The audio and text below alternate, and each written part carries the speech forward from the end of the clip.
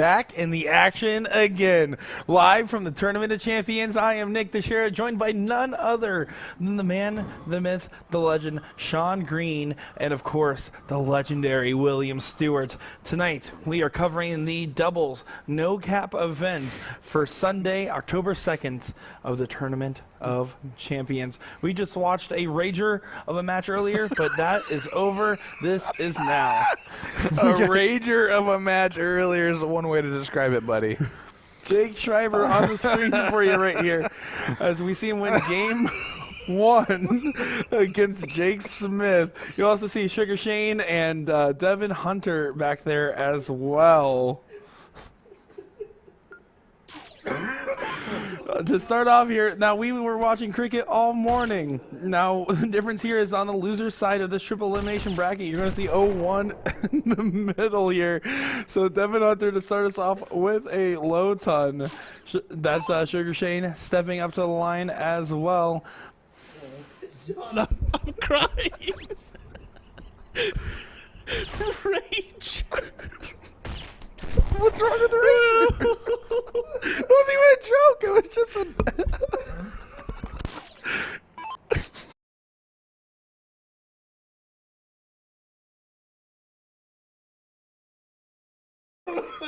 Ready to go. Sorry about that, My ladies and goodness. gentlemen and darters alike. Starting the stream off with a funny. That is not wasn't even a joke. I right, don't my man. understand That is what was not the right at all. Sean doesn't even know what to do right now. Oh my goodness. Believe it or not, we have not left the hall. Nick and I, we've been in here messing around on the computers, getting our flyers ready, our Jules van Dongen winner slide. And then he messes it all up by hitting us with that one right off the bat. Wow, oh, wow. Well, we're here for no cap. Men's doubles this evening should be a good one. So sorry, everyone. We were having a lot of fun there. A little bit of sleep exhaustion setting in as well. As Will said, we were in here photoshopping some photos, taking some pictures with the players. Will got a couple good ones out there as well. Sean getting rested up here, saving his energy and ready to rumble. Sean did nothing while we all worked during the break. Just want to point that out. Well, to now you're everyone ready else. for this rager. Oh, man. Look at this. Jake Smith leaves 65. Jake What do you actually, feel about this? But I think Jake just came today, or I haven't seen him at all this weekend until now. yeah, there's Jake. We was watching our stream yesterday because he was commenting along saying he was going to lend me another jacket. And we're talking Jake Smith, Yes. not Jake Schreiber. Jake Yep. Smith, a former CSI champion as well as finale champion, right? I think he won 20 grand in 2019. What is he doing? What is he doing? Oh, no. Just go 15 for bull there, Devin. Yeah, it's open out. Sorry, but you are correct, Will. That is correct. That was just a very interesting way there. I mean, that's one of our CSI participants, and we expect Devin to hit those. And same thing with Mr. Sugar Shane here. Jake Smith, well rested, ready to show us how it's done. 15 bull. If you're kidding, bull 15. 15 bull.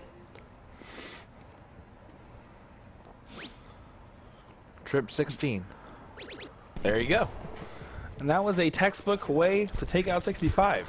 Absolutely. You go 15 to trip 16. Now this shows exactly what I was saying yesterday when we covered this evening event, is that when you're playing a no-cap level, which is as good as it gets, that middle bracket where it goes cricket, 0-1 cricket, if you win the cricket game, you're almost guaranteed to lose the 0-1 game after because you're going second against players that are supposed to be able to play perfect. Well, Devin can pick any of those three, and they would not work. So it will be Sugar Shane and Jake Schreiber. The Wisconsinites going first. Well, Devin may not have hit the bull for the diddle, but he did hit a moonwalk for me out there in the hall, and it was a very convincing one at that. It's really nice of him to do that for you. Thank you. I know you've been asking everyone to do that for you. So it's nice that Devin pulled it off for you.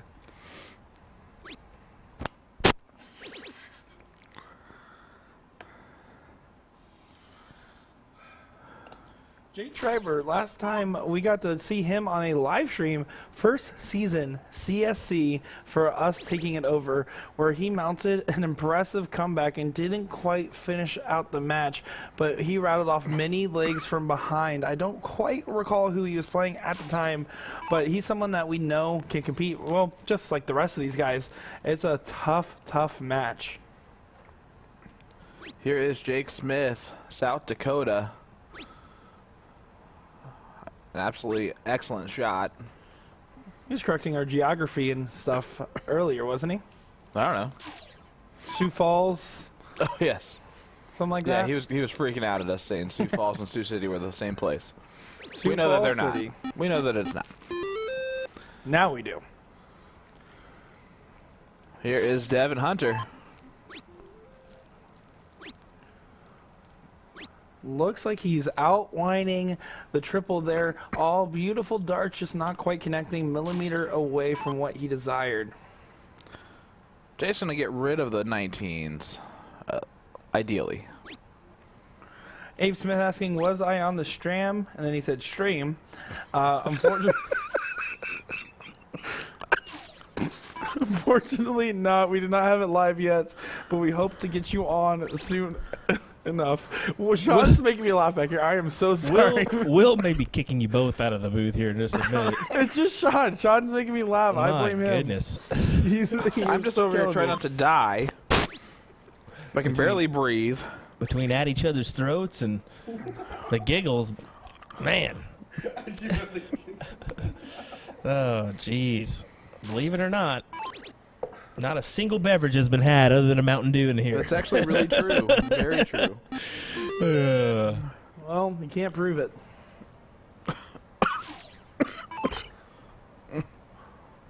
Jake Schreiber here, looking to expand that point lead before moving on. Schreiber from Minnesota. Actually, the Minnesota-Wisconsin line. We're going to be matter of fact here. And I believe, is he not one of the owners of Flight Faction, or at least Yeah, works for them? he's the main owner, right? main person with Flight Faction. So he's actually got a booth out in the hall.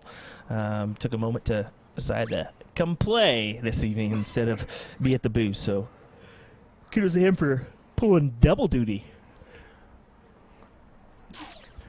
Sugar Shane pulling double duty, being on the stream all day.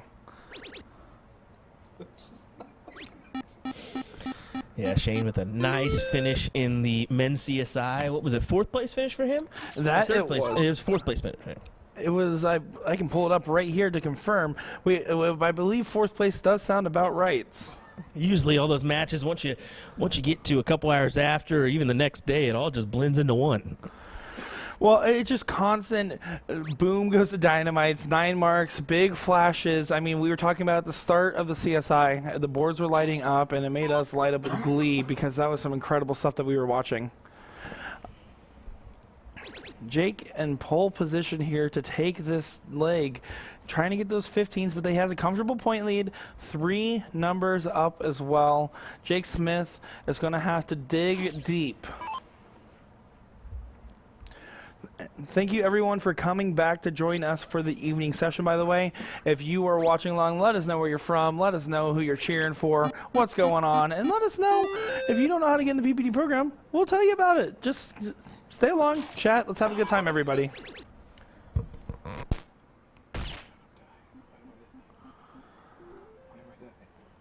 Sugar Shane has been playing great all day. I will say the one thing about Shane Johnson that and he'll take away the same regard looking at his matches back when he ends up watching them. His darts have been incredible. His bowls were just not up to the par that the rest of his darts were, and I think that's one of the things that's been making a lot of his matches closer, making a lot of them interesting. But otherwise, a phenomenal performance from a phenomenal shooter and a really nice guy. Jake Schreiber, though, to take this one here. Devin Hunter giving out some love. Jake Smith, Sugar Shane, as we see it 2-1 here. Oh, they're all posing for the stream. Oh my goodness. What a good pose. That's for all you guys watching. Devin Hunter earlier said when I was interviewing him, how are you going to say I don't have, or say I have fans? That's a dumb question. And here he is posing for all you guys. I think he's going to have some fans after that. Looks like we're going to get our next match going here shortly. So we're going to switch on over to the next one available. Just give us a few moments here as we take a look at our brackets. We're going to see what's going on. I know waiting on one side of the King Seat match, we have Jules and Mike Carter. This sounds familiar. On the bottom end, either Kenny Doyle and Nick Slepik or Jeremiah Millar and Leonard Gates. So right now on board 1D, we have that match going on. It's exciting to see how that one finishes up. Right now, Scuba Steve Diker is right at the end of this game. Travis Wilkinson, if he hits 3 bulls, knocks out Bob Anderson and Steve Diker. This is a 1 game only. Travis needs to take it out here. Not going to happen. Bob Anderson steps up next. He needs 64 points. 3 bulls. If he hits 3 bulls, they stay alive and stave off Travis Wilkinson there.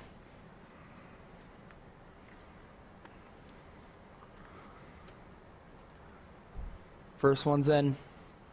Needs 2 more. And gets it in 1 dart. Oh, you're still here. Matt, Bella, Travis Wilkinson are out of this. Scuba Steve and Bob move on. They will take on Abe Smith and Tony Stevenson coming up next for them. Ken Rip, Rick Hensey going on board 1C against Isaac Robinson and Johnny Jenkins. And then we also have Jesse Gore and Brian Dennis waiting on the winner of Kyle and Scott, Jake and Shane. There's a lot of great names here. A lot of good darts already being thrown. We're excited to bring you the action live from Kansas City, Missouri for the Tournament of Champions 2022. Well, while we got a minute, let's go ahead and replay our little interview from before the tournament with Mr. Jules, as he was crowned our men's CSI champion. Let's go ahead and knock that one out, and we'll be right back with some more action from our men's doubles event on Sunday night here at the Tournament of Champions. Stay tuned, folks. We'll be back shortly.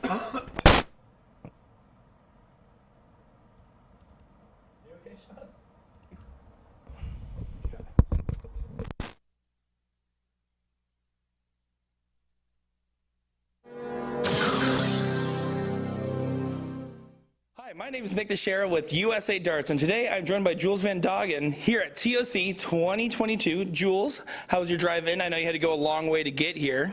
Yeah, it was fairly short. It's nice for once to not have to fly somewhere and just take a 10-minute drive and be here, so that's really nice. Well, you're a world traveler at this point. I mean, between flying around for all the PDC events and everything else you do, does that ever get like exhausting? Is that one of the harder parts of the job?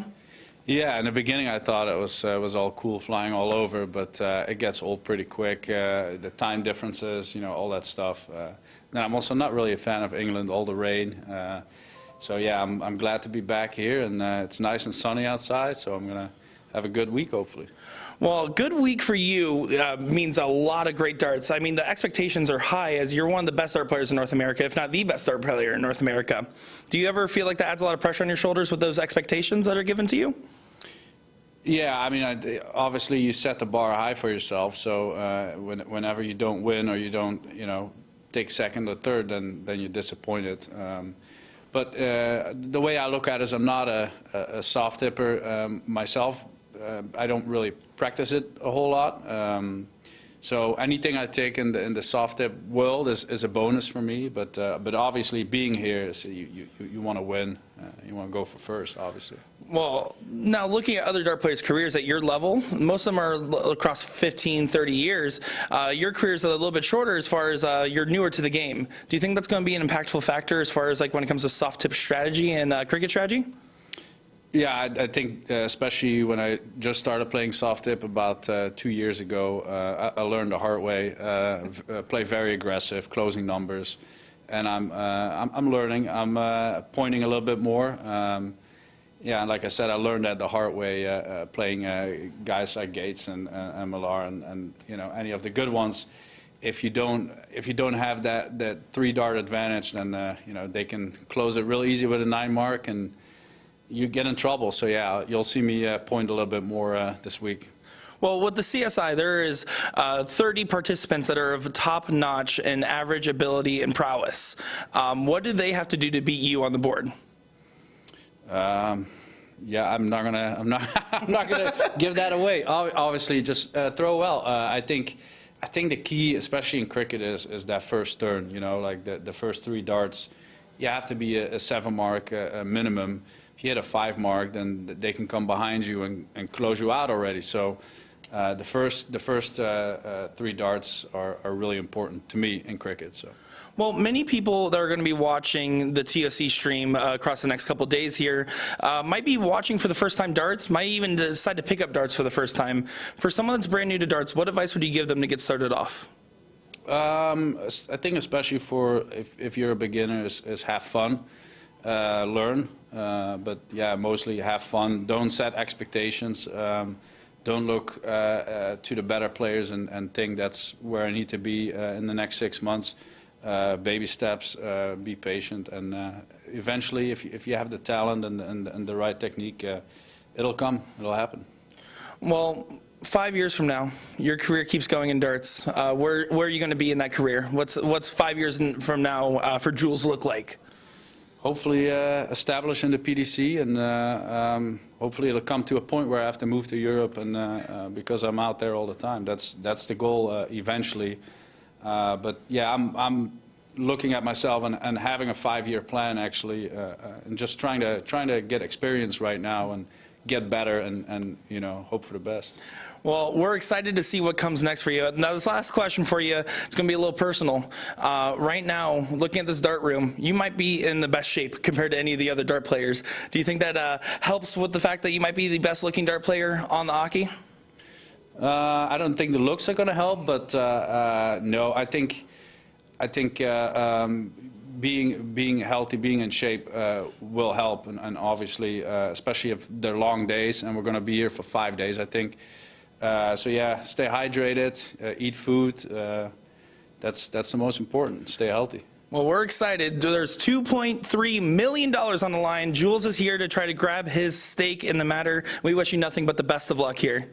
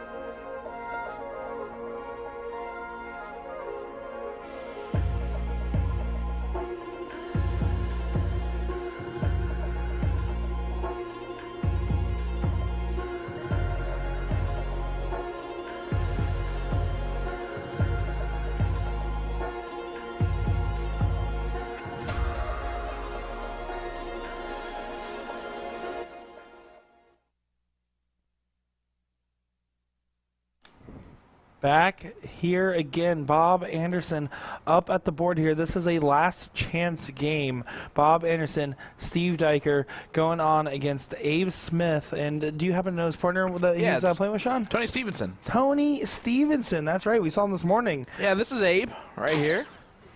Asked about if he was going to be on the stream earlier. Yes. Good answer. That's the lovely voice of Sean Green, and I'm Nick Dichiria. William Stuart in the background, representing USA Darts at the Tournament of Champions, brought to you by Partners Promoting Darts. Here is Scuba Steve. Trying to shut down the 17s. Not anymore. Now he's going to go up to the 20s. And he tried to go back down to the 17s, but will move the camera right as he was throwing. Nick Johnson asking, is tonight's event different than last night's?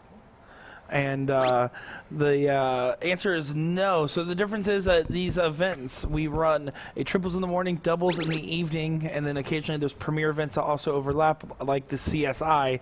But otherwise, these events run multiple days, not only to give them multiple chances to claim the title, but each time someone wins and they're a part of that 50K supercharger, they're getting a share of the pool. So it gives people multiple attempts to try to get their share of the $50,000 bonus on top of winning the bracket as well.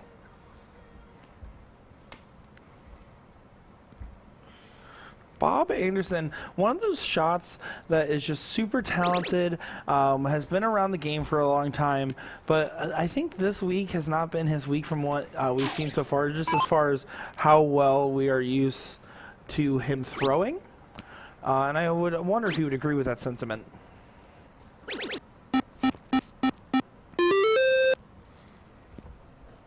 I would say probably. He probably would, but he's also just kind of a realist. He's here to have fun, enjoy himself. If he wins, awesome. But he's here to have a good time. And he has that lackadaisical approach in the best possible sense. Like, he's a very relaxed, nice guy. He actually got partnered up with Brian Dennis in a previous finale. And that was the first time I really got to interact with Bob Anderson, because otherwise, prior to that, I only knew of him. That was 2018 or 2019, and has always been one of those like good promoters of the sport, which is something I always like to harp on. Is someone not only a good player, but do they help move the sport forward by just being a good person as well, representing it? Bob is one of those people for sure. Of course, him and Scuba is the same way. Super nice guy. It's a good partnership for sure. Paul Rogers says, but it's still more fun when you are winning. I can't disagree with that. Touche. Touche, Paul. I wouldn't know anything about that, but I've heard good things. Abe Smith, someone we've also seen in the CSC Challenger Series as well. It's nice to be able to highlight these players not only remotely but also in person. Surreal. I actually had someone come up to me, ask to take a selfie, and then says, hey, do you know where the boom guy is? I want to take a picture with him, and had him sent over your way, Sean. How does that feel? Well, you sent him the wrong way because it goes to Will. Well, Will would have to disagree with that, as we are close to getting hashtag Sean and Nick are fired. Not get the close on the 15s. The door is open a little bit. Definitely more so than it was.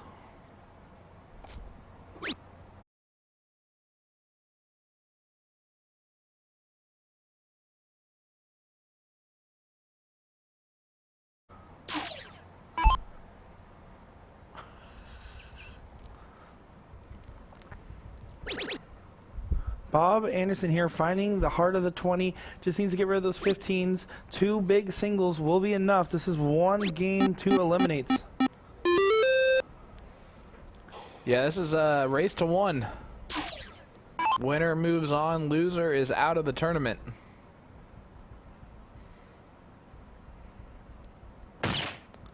Abe only getting 1 bullseye there.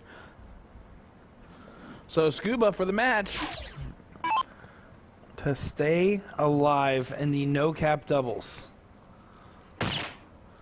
Good first. Gets 2 of them.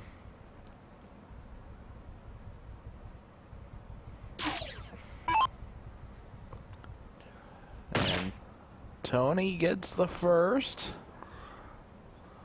Tony and Abe from Michigan.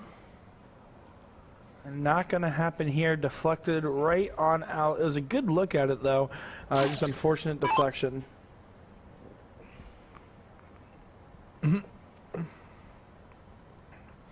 Well, Porky, there can only be one. As Bob Anderson takes out the match, they have defeated Abe and Tony.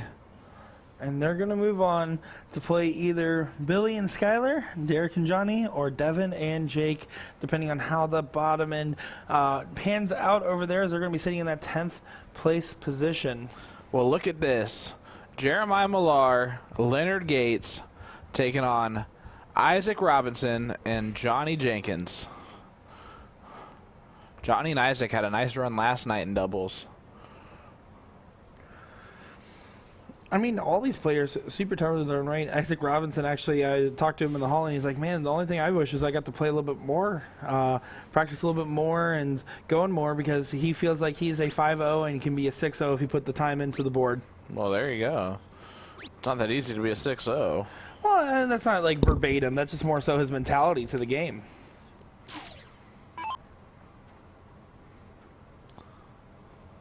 Well, here is Isaac. Is he looking up? He did look up. Did not grab all of them. A 7 mark, though, from Isaac Robinson. But Jeremiah can point here.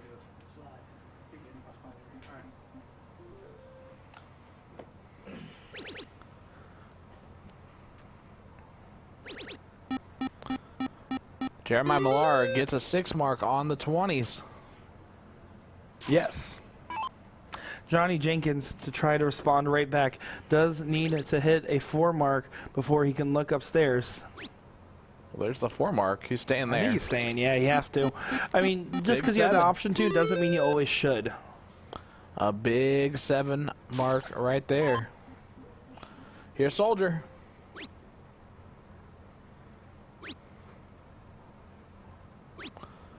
Soldier had himself a quite the nerve-wracking affair earlier in the final of the CSI. I mean, that's an understatement. It was literally one of the most thrilling matches I've ever got a chance to see live, let alone be the commentator for alongside with you. I mean, we were left speechless by the end. I had to go out there and interview Jules, and I was like, I don't even know what to say. I don't even know how to feel right now. I mean, it was Soldier steam rolling back into a very hard position, and all of a sudden Jules wakes up right before it's all over and steals a leg and came all the way back. That was crazy to watch. If you missed it earlier, I'm sure that the highlights will be up soon enough whenever the video editor gets around to it.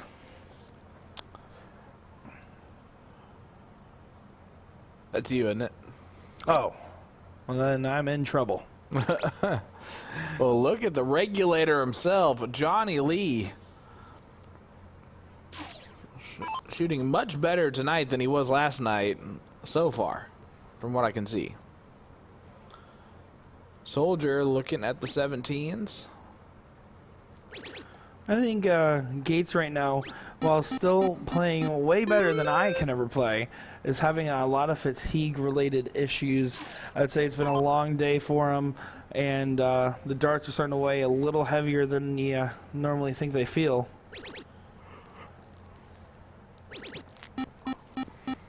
Isaac Robinson, phenomenal shot there, hitting what he needs to hit and leaving Jeremiah Millar in a position where he has to bet whatever number he shoots at.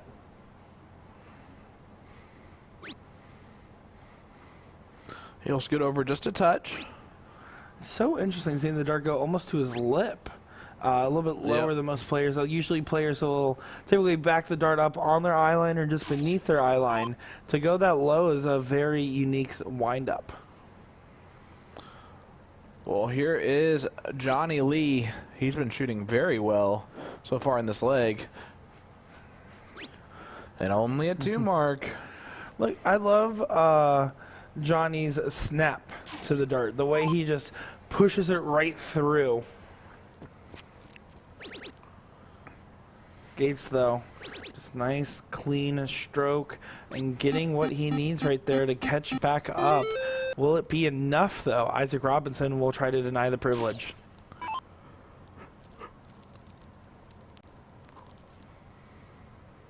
Even with that first dart, I don't think... Oh, my goodness, it might be enough. It might be enough. Oh, if you're Millar, you have Doors to be open. so happy, so relieved to see that. Now your job is to capitalize. And if you're Johnny, you're going, it's all right, it's all right, it's all right. I hate you. Millar finds the first. There goes the 19s and back to the 16s. Yeah. And I mean, that makes a lot of sense the way he shot it there. There's no real reason to go for the 15 because a single there, completely pointless. Single 16, helpful. Triple 16, even more so. Johnny did say something to his partner there in jest, as then he started laughing.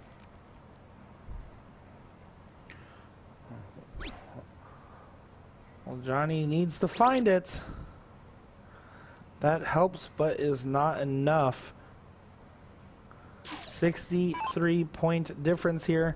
Leonard Gates to shut down those 15s. Gonna stay right there. Wow. It's the fatigue, I'm telling you. It's the fatigue. Well, I think it's just a little bit of unluckiness, too.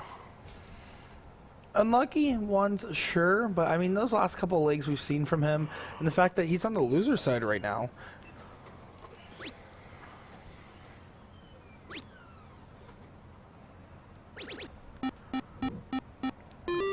Isaac is going to come up 4 points short. Here's Jeremiah.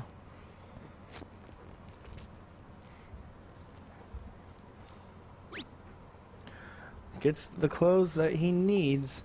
Going back over to load it up from there. Good way to stack that dart. Yeah, and there's the stack. Exactly like you said, bud. Sometimes I know what I'm talking about. Most of the time I don't. I can neither confirm nor deny. Well, it looks like we're going to be heading to a second leg in this best of 3 here. Middle one being 501. So it's going to be Fat Bowl open out. We saw it briefly at the very beginning of us turning the broadcast back on here. But it's something where if all day you're playing cricket and the only time you're playing 01 is in the middle bracket and only for one game, it's almost like a palate cleanser of sorts.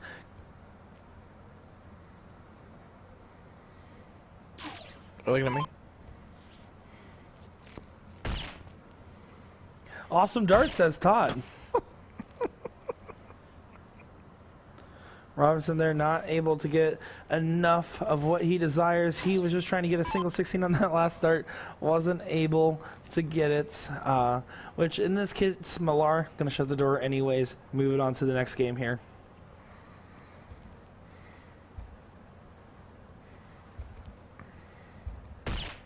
There it is.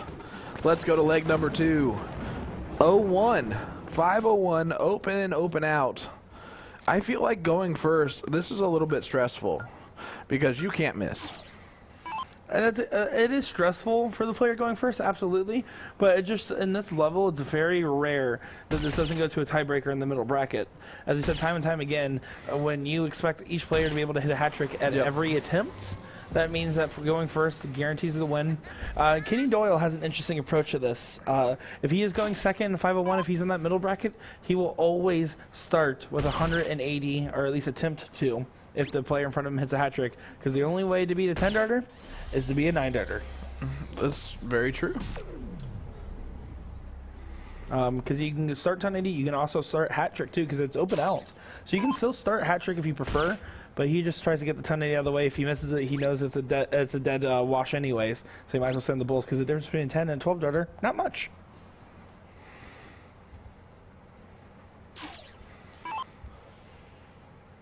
That Steve Diker guy is in the chat now, says Steve Hilger. Lovely to see some great friendships blooming in this chat. Jeremiah Millar does find a hat trick. Yes, he does. Both teams not throwing perfect games here, but throwing very solid attempts. First one to the out is going to be happy. Let's see if Isaac's able to do so. He does hit a hat trick to leave a finish. Isaac Robinson on 137. Leonard Gates sitting on 243. Can put some pressure on the 137. That's not the easiest of finishes, even for open out. Gates here needs to hit at least a bull or some triple. Stays on the bull. Safe, smart dart here. Now you can start a couple different ways with 137, but most of the time you're going to start on the bull.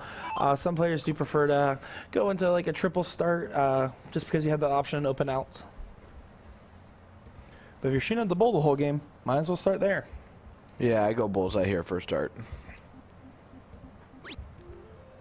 He opted to go that route, so now he can go trip 20, trip 20. Needs one more of those. Got it done. Big darts from Johnny Lee. And now, Needed it. just like we thought, gonna go to a tiebreaker. We're gonna have to have them diddle again real quick, and then we'll see what happens next.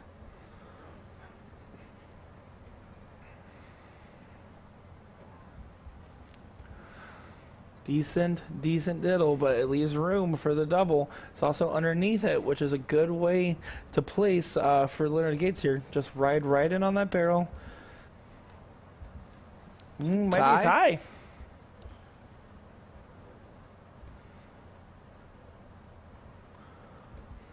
All right, they're not in the center hole. They're going to have to leave him in. Leonard Gates now.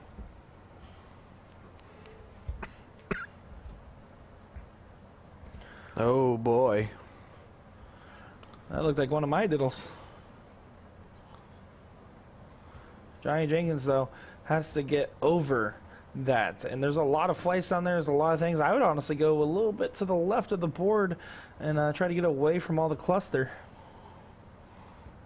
Well, it looks like Soldier got it done. Johnny. He's like, yeah, okay. Yeah, love to That was see it. good. Tone on YouTube saying you don't finish on a double? American darts is weird. Well, this isn't necessarily American darts per se. We do have double out. We do also have master out. This is open out, so yes, you do not have to finish on a double here. Yeah, it's just something that you see in different formats, especially with soft tip and PPD leagues as well. It's not a standard per se. There's pretty much any tournament you go to might play a different version of 01 if they're running 01 in their tournaments at all. Of course, with American darts, you see a lot of cricket, which is why we had a whole cricket singles invitational earlier. Dustin Holt in the chat saying, "What did I miss? I had to go get me some chicken. Been watching and practicing my steel tip all day." Well, you know, you missed a lot of great stuff. A lot of great laps were had. Some amazing matches were seen. But right now, we're covering the doubles no cap at the Tournament Champions 2022.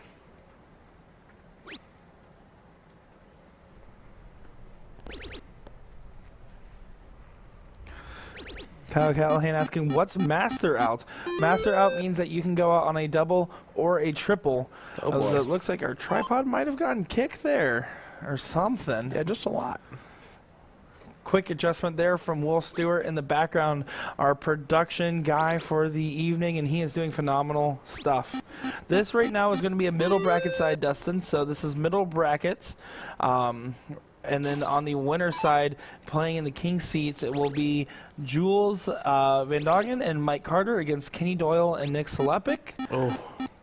And then on the other side of the middle bracket, Jake and Shane playing against Brian and Jesse. And the winner of this match will play the winner of that match.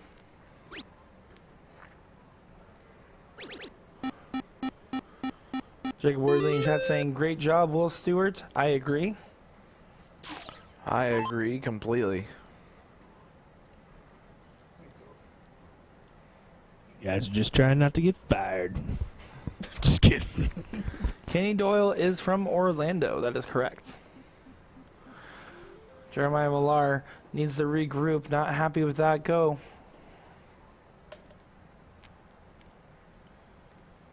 Oh, wow. Johnny Lee said the exact same thing that I just said. Oh, wow.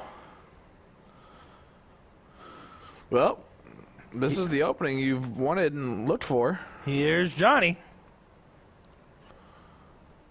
I didn't mean your opening to do that. Gets himself a 6 mark. Leonard Gates needs to hit here. as this might be switching momentum. And this is the third leg. It is really important that you stay on this side of the bracket. As we saw from Leonard Gates earlier, he won out the middle bracket, and that helped him. So he was able to actually lose a set and still stay into a last chance decider against Jules. Unfortunately, while he did not come out on top, it shows why it's so important to minimize your losses. I mean, I guess that goes without saying, but especially in a triple elimination format. I agree with you wholeheartedly.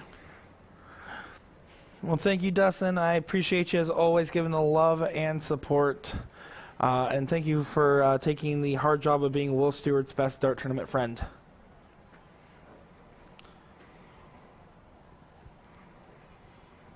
Jeremiah has missed 5 darts in a row. Will just looks at me, he's like, it's true. Jeremiah Millar has missed 6 darts in a row.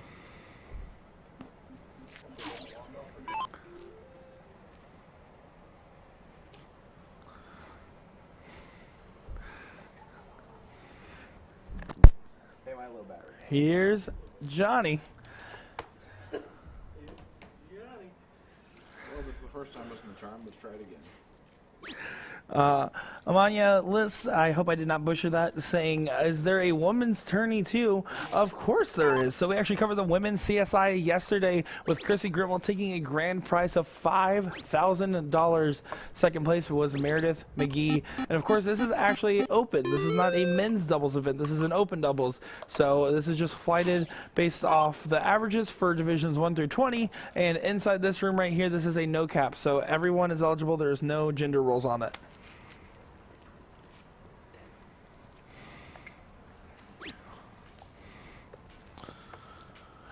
Isaac kind of blocked himself out at 17. Tried to push it through, but the dart just goes right on top. There was nowhere else for it to fly. Yeah, we're seeing some tired darts here. Some tired darts from both players. From both teams.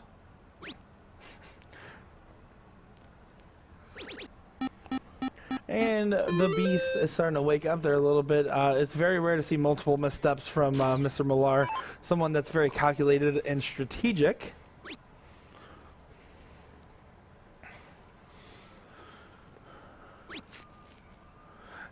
Johnny Lee is one of those guys that, like, when he is on, he is the best person in the room, but definitely has a little bit of fluctuation in him. But he's also such a nice guy when you actually talk to him as well. Oh, Johnny's fantastic. It's hard not to cheer for him at all times. He's by far one of my favorite people. Casey, You ever seen him run a tournament? No, I have It's not. phenomenal. Is it 10 out of 10? It is phenomenal. 110%. I want to check that out. Casey, yes, we are covering the elite draw for men and women. That will be taking place not tomorrow, but the day after, Tuesday, October 4th, the elite finale for the Tournament of Champions.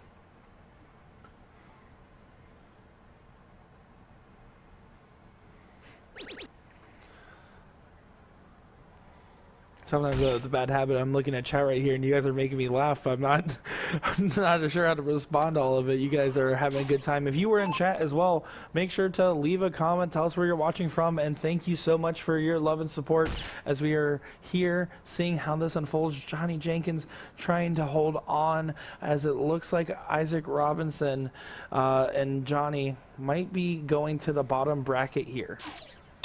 Yeah, they're going to fall a little bit short here with Leonard only needing 2 bowls. Gets it in 2 darts. 2 bowls needed, 2 bowls found.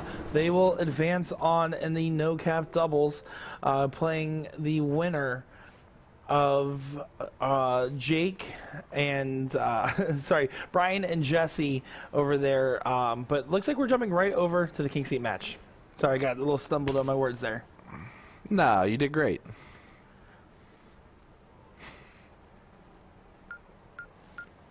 Thank you. Kenny Doyle, the man, the myth, the legend. It looks like This is game 3. yeah, game 3. We're going to get our board adjusted here for you real quick, so that way you can see the action taking place here.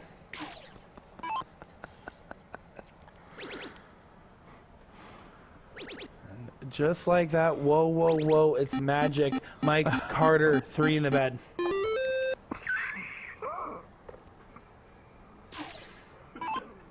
Nick, also known as my other dad, at the line now. First dart triple was not found, but if he trips at 17, he might take an aggressive close here.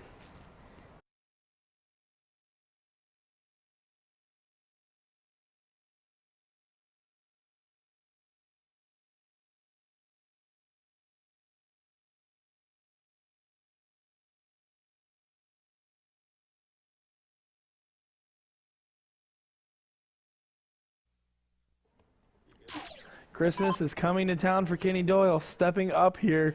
Needs a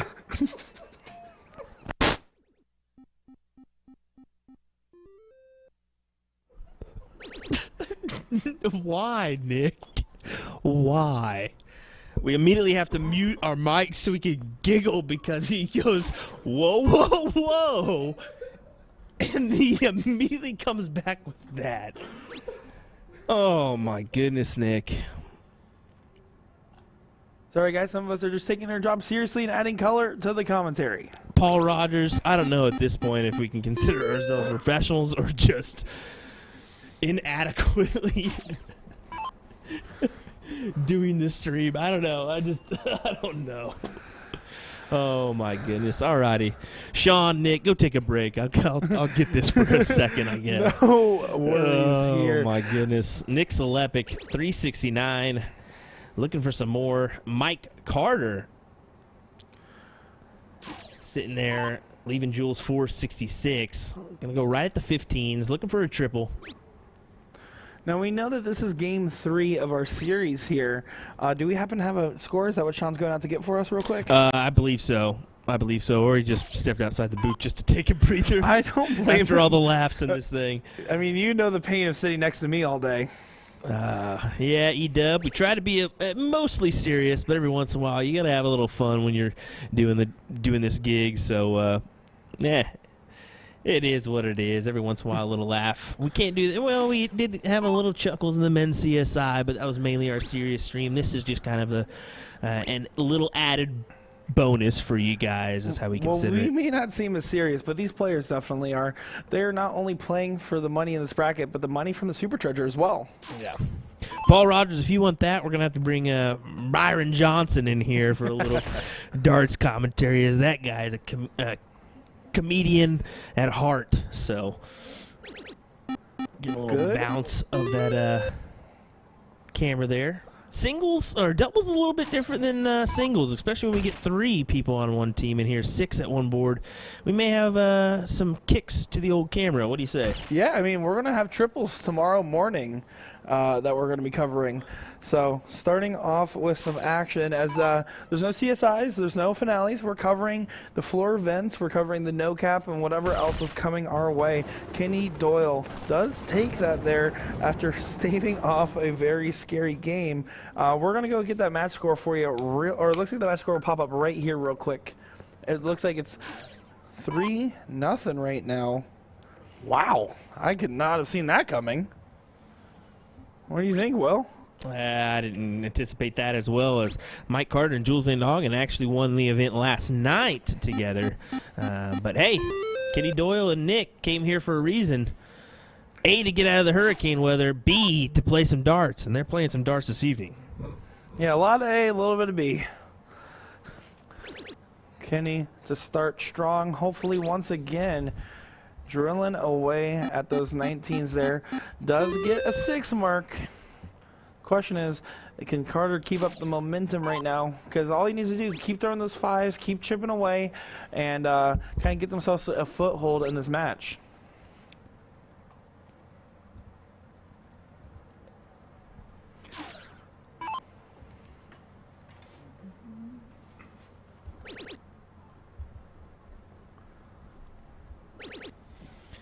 Nick, coming in with some fire. Oh, thank you. Not Dirachi, Selepic. Big 7 mark there from Nick Selepic. As here's Jules, our CSI men's champion. Look at him go.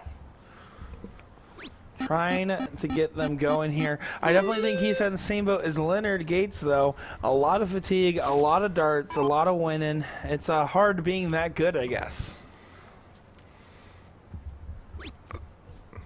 I'd be all right with it.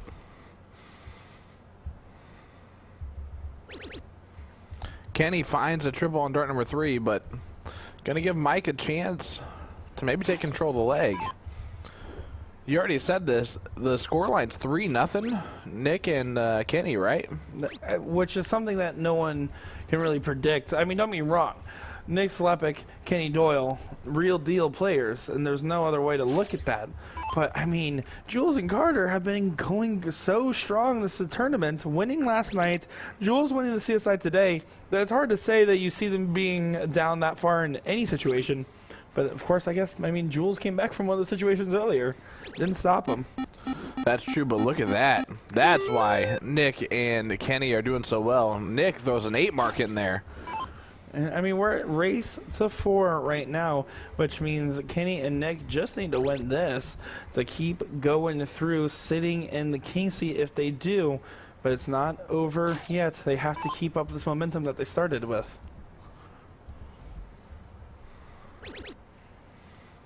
There go the 18s.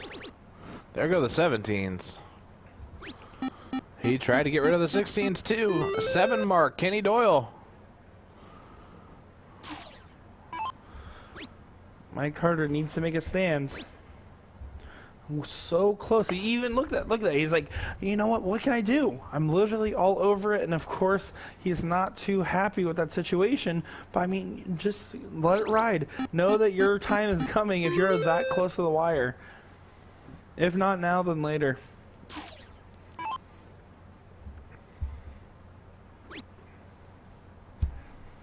Nick just needs to close. More than likely, gonna go back to the points. He decided to ultra close. He just made sure it was closed with an extra close. Here's Jules. A triple will give him the lead. On the points, does not get that. So Kenny Doyle, get rid of the 15s, and they're in the driver's seat for sure. Sunshine Santa is what a lot of people have been calling him. It's one of my favorite nicknames I've heard from him over the years. He looked back at points. And that's a great dart. You have to expand that lead, and as a bowl, it's very much an impactful situation. Mike, just nice and smooth on the dartboard. Great shot. Nick Slepic. 3 bowls. If the first one hits, he stays. If not, he's going down. With how hot he's been throwing. That's actually a way safer decision. Knowing that his opponents have outshot chance, he decided to go down first. Nothing wrong with that. If he had a double, he would have thrown his last dart at the bowl there. Actually, I think that shot was way smarter than what I had in mind, and that's why they're playing this event and I'm not. Yep. Especially with Jules coming up behind him. Who's almost automatic for a hat trick of some kind. There's a hat trick. But now they have the lead going into it. Kenny Doyle here, 2 bowls right now. I think he's going to take all 3 at it. There's no reason not to. There's one reason not to. If you hit it on the first start, you don't have to throw the other 2. And handshakes are happening. Smiles are there. Even from the team that did not win, Jules and Mike, they were still shaking hands there.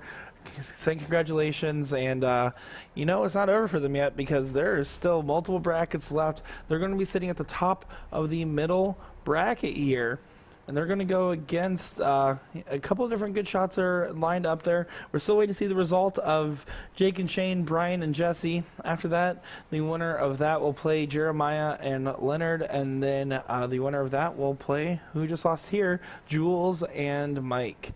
We're going to take a few moments here. We're getting set up right now, it looks like, actually. I might be mistaken. As we're looking over at board 3 here, that's going to be Jesse Gore, Brian Dennis, Jake Schreiber, Shane Johnson in the middle bracket here. Yeah, so this is obviously leg number 2. And Jake Schreiber and Sugar Shane won the first leg because they're going 2nd and 1. Yep. And they have a chance to take it 2 straight. 123 out, needs to go. Not gonna go. So now just set it up nice and neat. It's open out. This is where you throw the 12 on dart 3. Exactly. Or that. Well, We he double intended to throw 19, this it's not ball bad. there. Brian Dennis. This is Dart save player him. at night, elevator repairman by day. That's a true story. He needs this to go to save him. Staying right there, going Trip over to the 15. 15. Got it. Big darts from Brian Dennis. Way to stay alive, good sir. As they're now going to diddle and take it one more. Just call him the Bee Gees because he's staying alive. Staying alive. I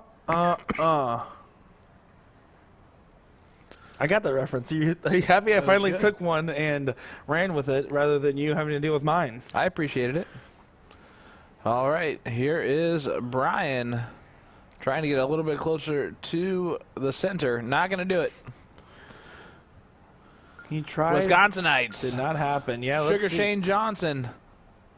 Jake Schreiber. Wisconsin, Florida.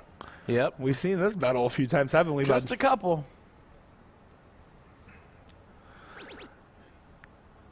Sugar going upstairs to start us off. Big 7 mark from Sugar Shane. And here is Brian Dennis.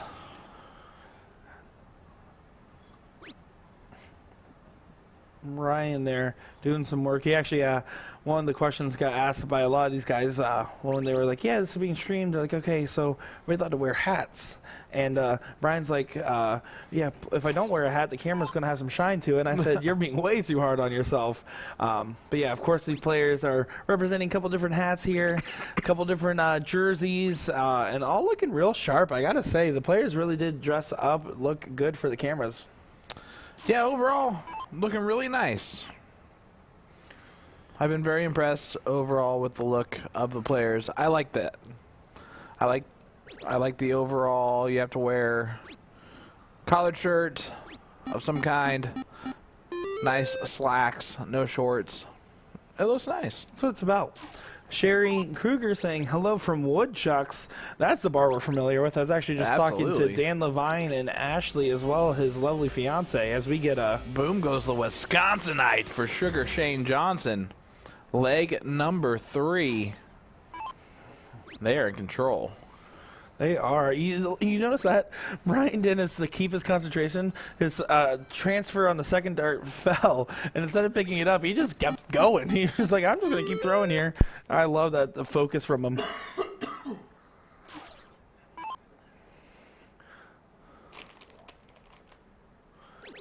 Jake finds the 15s, looking at the Bulls now. Wow, Might for the just take it match. right here. Oh. Well, Jesse Gore, the curse breaker from Skybox. yes. Curse no more. No Thanks more. to Jesse Gore. Oh, wow. That was really good. Thank you. See Jesse going back there kind of having a laugh with it.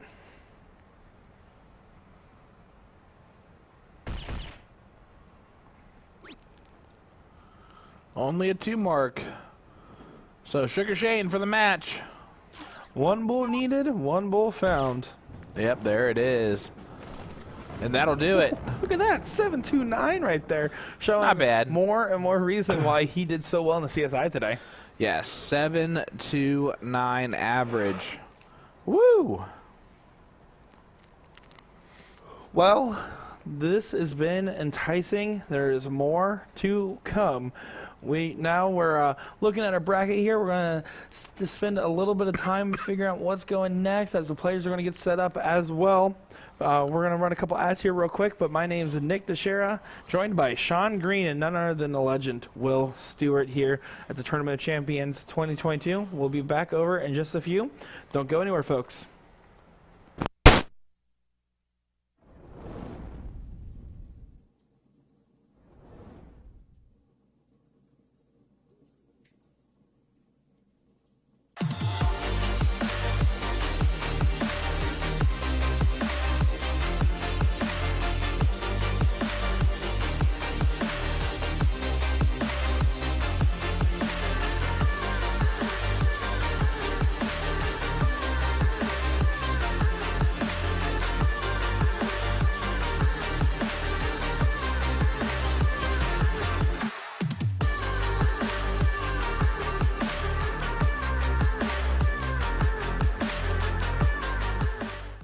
are 5 total options in the HEMA range, 3 steel tip labeled 01 through 03, and 2 soft tip variants labeled 10 and 11, with multiple barrel weights for each option.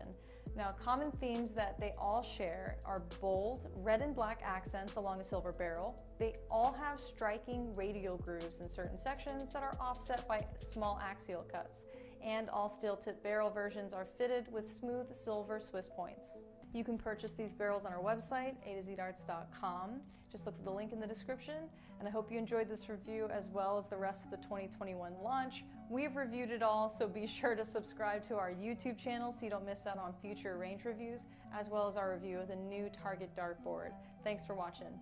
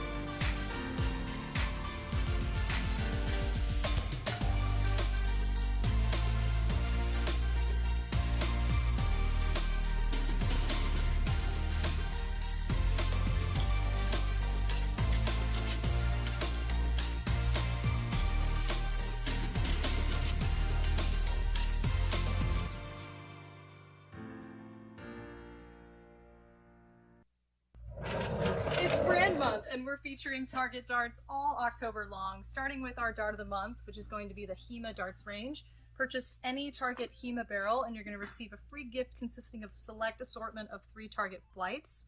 We're also offering select Target accessories for a discounted price, including our huge variety of Swiss points, as well as an assortment of shafts that are all red in color. So we've got the Pro Grip Evo shafts, the standard Pro Grip shafts, and also the Pro Grip Ink. So the idea is you can complement your new HEMA barrels and have everything match. We also are offering the black pixel tips, and finally select Tacoma cases. For example, the red ink case, one of my favorites. So match up with your HEMAs. And finally, A to Z Darts is offering a Think Pink promotion. So you can select printed L-Style flights. If you buy 2 sets, you're going to receive a free L-Style goodie bag consisting of flights, Laro shafts, and tips. So that's like a $18 value. So it's a pretty sweet free gift for what you're putting in for the sale. Think pink, y'all. Thanks so much for watching. I hope you enjoy the month of October. Have a great Halloween. Love you. Bye.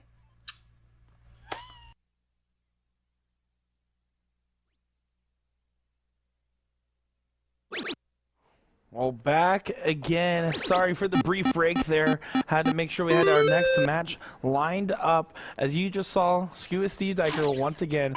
This at the line now is none other than Kyle Liddicky. Behind is Scott Hanish as well.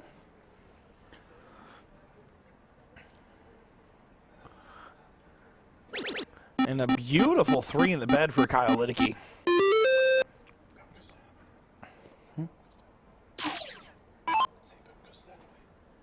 Never mind.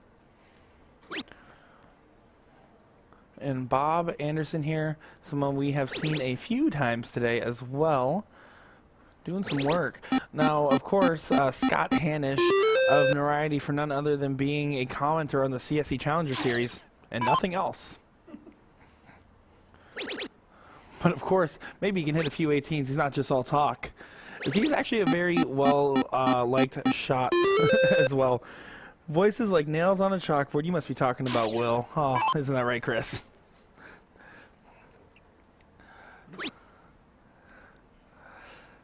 Steve here.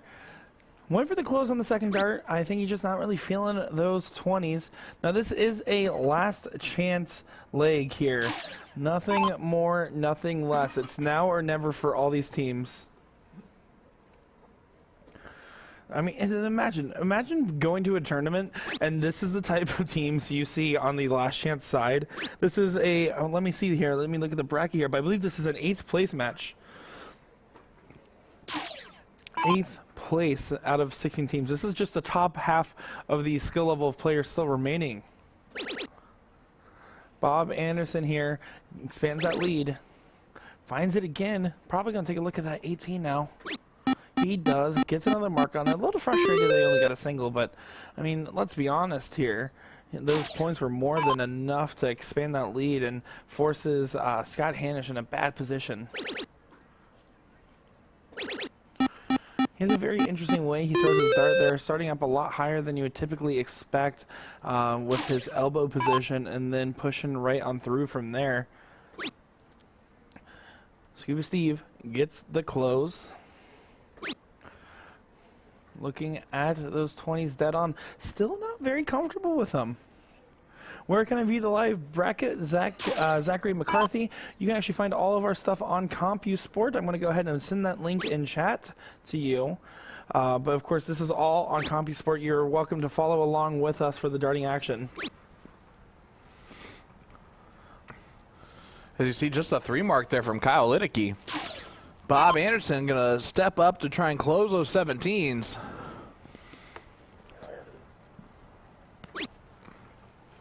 Starting upstairs first. Bob Anderson playing very conservative game, and when you're in a last chance scenario, you have to be. There's nothing wrong with that. They don't have a 100-point advantage, so they're not going to take a look unless they really feel like they have to if they're pushed to. We have a great poll going on right now in the chat. Yes or no to banning that guy named Chris Lim. Chris who? Some random guy named Chris Lim.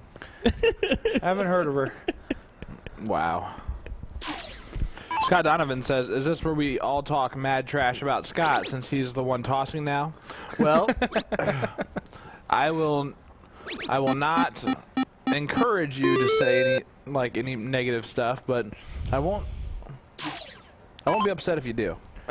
Scott Hanish, let me tell you 2 things I know about him for sure. 1, he is a dart player that can back up what he says. And 2, he's still all talk.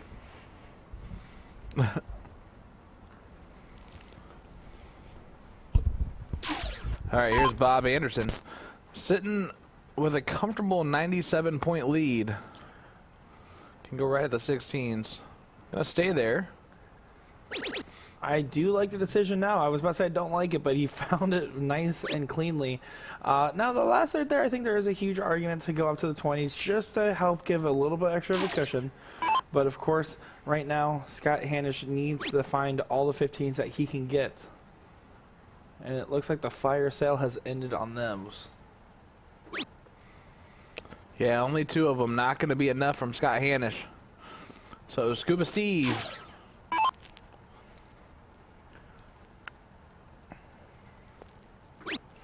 Scott Donovan saying, Hanish is a talker. I tossed the elite against him last season, and he's a hoot for sure. That's a good way to put it. That's a good way. He is really funny and a very nice guy as well. Liddicky.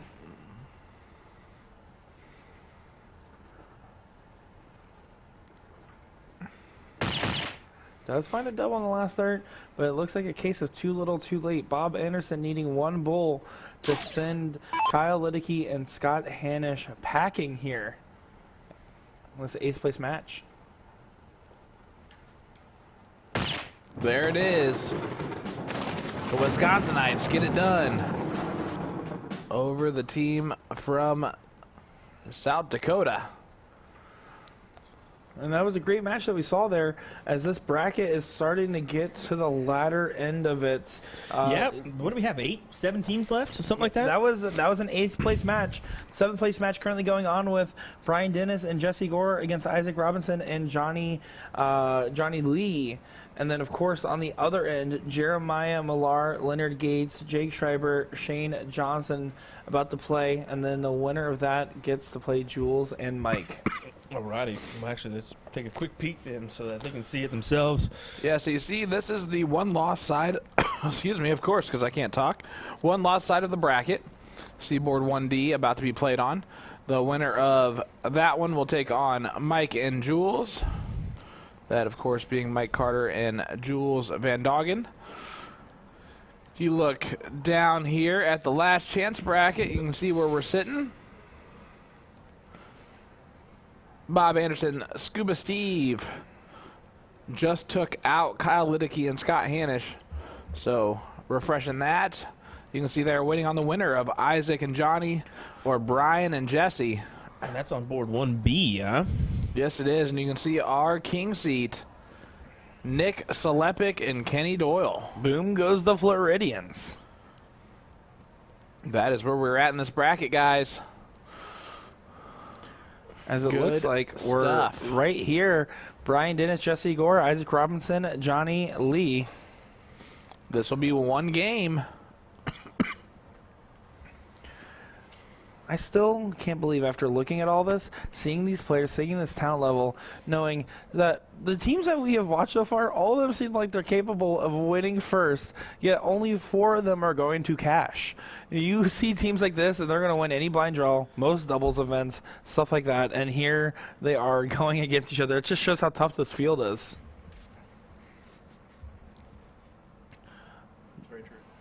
Brian Dennis, you know that he's feeling comfortable. Hat's facing forward. Once flipped backwards, you know he's serious. Made that up. Just wanted everyone to know. That was off the dome. Johnny Lee there once again. I love the snap twister. Look how straight his dart flies. As much as he points that tip up, when it's actually at the release point, it's facing dead on and going straight through. Nice pushing dart there. Isaac Robinson, looking beautiful as ever. Yeah, it works for Knox Amusement, of course. Again, as we said earlier, claims that he wants more time to play, but is so busy with work, and it's hard to choose both because he loves doing everything. Well, let's see who advances in the bracket, folks. Waiting on Jesse, it looks like. But when he arrives, we'll get going with our coverage of this match. Hang tight. We'll be back with some more in-depth commentary for you folks before we round out our evening here at the Tournament of Champions in Kansas City. Don't go anywhere, folks. We'll be back soon.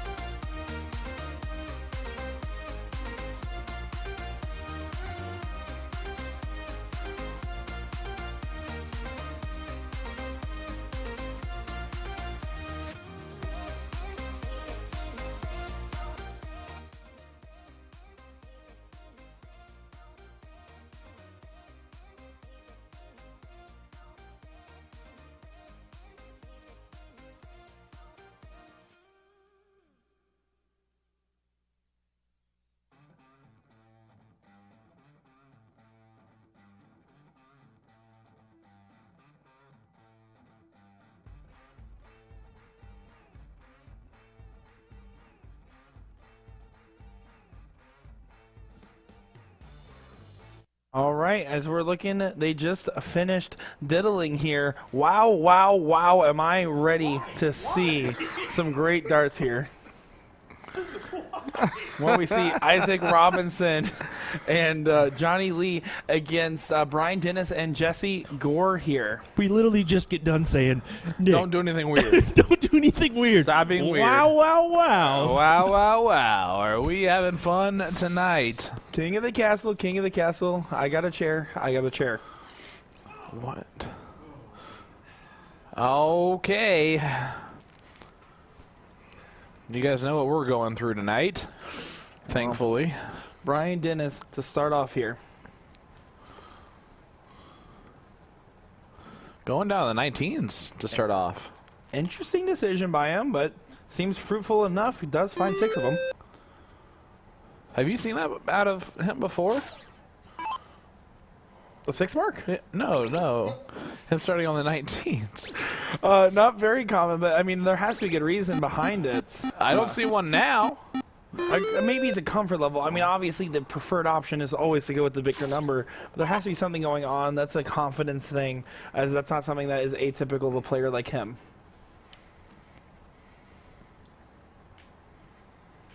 Jesse Gore here, the curse breaker, finding an 18 on the last start. And of course, Johnny Lee once again starting up top, expanding that point lead and bolstering. He might go for the close. Gets the close. Should we tell Will that he has really loud ankles when he walks? What does that even mean? Like they were clicking, like every time he walked. I mean, would you prefer him to have quiet ankles? Yeah. I mean, yeah. He's self-conscious about it. Don't let him know. All right. Chat, don't say anything about it. When he comes All right. back, don't make a single word. All right, we'll know who did it. Your names are there. Isaac Robinson finds a 20 and last start. Pretty dominating performance. Brian Dennis, doing Jesse great. Gore need to do something right now. Isaac Robinson having a great weekend all around so far. He came up to me at one point. He's like, I hit 3 9 marks in a row and I still lost. That's just the type of field that we see at the Tournament of Champions. All right. Johnny Lee closes out the 16s, goes up and points the 20s again. They're throwing lights out in this leg. Only one leg sudden death here in the last chance bracket. Brian was looking for a bet and trying to find 3 of them. Not going to be the case here, which a 6 mark well Valorant is not enough, as Isaac Robinson only needs to shut down those 15s, and then he can go at the Bulls. He can expand the point lead. He has options from there. The 15s go. And only a single 20, but he gives a little extra like hip shake into it, so it works out. Well, a single 20 makes it a 56-point difference, adds a bull there, and makes it just that much harder for a potential comeback to be mounted against them. Jesse Gore looking right at the bull there. He could have taken a shot at the 20 if he wanted to, because now if I was Johnny, I'm staying on that 20 all day until I'm too far out of reach. Nah, I'm going for the win. Yeah, I was going to say, I'm cocky. Players this caliber, they're going to be pretty confident in that bull, but I don't know. If he misses one, he's going up. Yep. Now I hit a triple. There we go. Big darts. The ship has righted itself. Nick's wrong, we're right. Hey, I cannot say I have not been wrong numerous times, or I haven't been wrong numerous times on the CSC as well as this stream here. So, well, you've had a history of being right, though. I mean, between having the right outfit yesterday, looking sharp, it was a shame you didn't get more camera time there. And then, of course, right on the CSC when you got multiple match predictions in a row correct in the first season. Isaac knew that missed the bowl right after he released the dart. Well, I was the And first to tell. match-winning darts in Jesse Gore's hands here. But you go ahead and tell your story. I was just about to say I was the first one to tell Leonard he screwed up my prediction for the CSC on Monday. So Needs a double right here, Jesse. Does not do so. And does not even get the point lead. And Johnny Lee gonna fire right at that bull. Just needs one to send Brian Dennis and Jesse Gore off of this event. The regulator. Here's Johnny.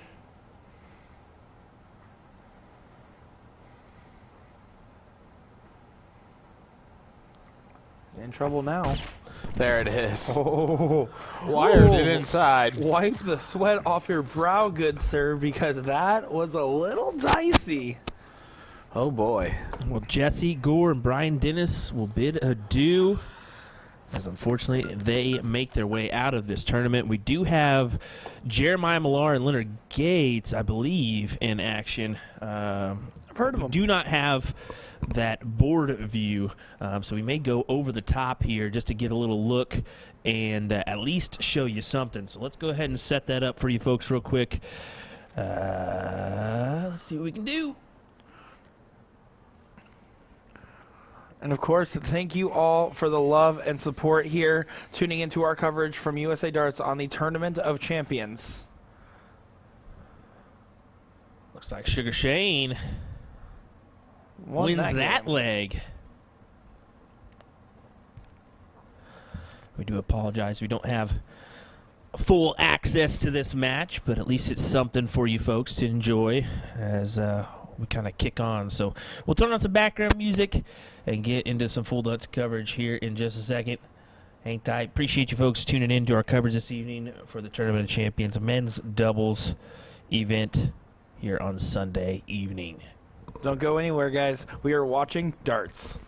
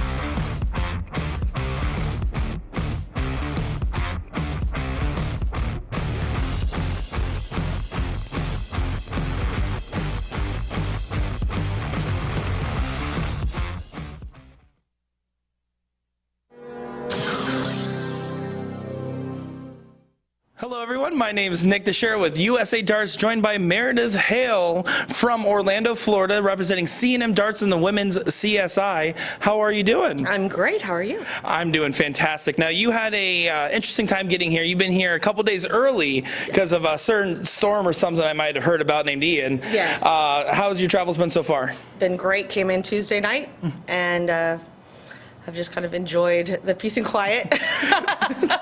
For the time, it's been all Florida people and the PPD staff basically here for the whole week. Well, it's the calm before the storm here, because tomorrow we are starting our play with the women's CSI bright and early in the morning here. And it's a tough field out there. I mean, what does it feel when you're looking at brackets like that, knowing that every opponent's going to be a brick wall? It is. It's very hard in a short format, 2 out of 3. You've got to put it on right then and right there. And fortunately, there is a loser's bracket, so you do get a second chance. But it's very hard, and you got to hope for a good draw, and hope that you're on point at 8:30 in the morning. Well, you know how to be on point. I mean, we've seen it time and time again. And in 2019, you and I actually played together in one of these events. And after 2 early losses, we climbed all the way back from the bottom bracket to 3rd place in a triple elimination format. I felt like a winner. Now, what's your secret to staying focused after knowing that early losses in a long format and a long tournament? Like, how did you stay focused during all that? It's just one game at a time. You have to focus on one game at a time. And sometimes, someone has a hot game on you, and your game isn't so good that time. And you just have to go, okay, good for them. They shot great. Let's move on to the next one and see what happens. And hopefully it's not the deciding leg. Hopefully you'll get another chance. But, you've got a loser's bracket. You come back and hopefully see them again. Or if they drop down, maybe you've got, yourself together and everything's working right. And you can keep going. It's one game at a time. Don't overthink it. Just keep going. Well, overthinking is my specialty. That's what I'm here for. With your darts that you throw darts that have been around a few tournaments or two. Yeah. You said you've had them since 1992, and they're 12 grams.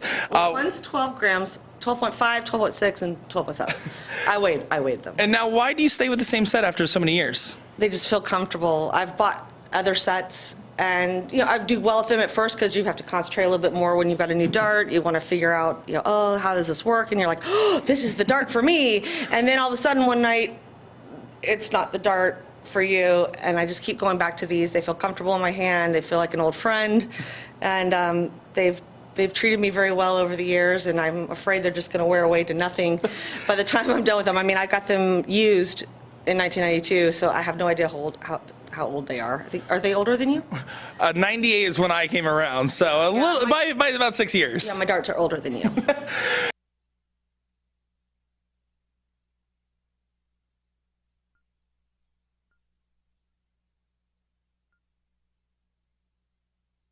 Alrighty, back here for Bob Anderson, Steve Diker taking on Leonard Gates and Jeremiah Millar.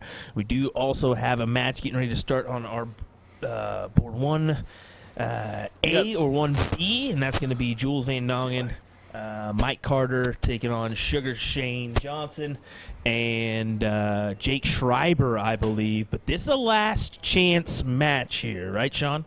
It is. Last chance, Leonard Gates, Jeremiah Millar, Bob Anderson, Scuba Steve Diker, one leg to rule them all. How insane is it that I believe Gates and Millar bid adieu at around the same time last night? A little bit in less. This bracket. They're a little bit further back. Oh, man. Matt Mistretta made a good point in the chat earlier, saying that he doesn't think that Gates and Millar mesh very well. I honestly have to agree a little bit. Their talent level alone should put them in a dominant force where they're in finals every time. So there's got to be something else. And it seems like it might be a little bit of a mesh issue. You never know. I mean, you never know. Certain players just don't, when it comes to the hockey, it just doesn't really work out for some teammates. But nonetheless, hey.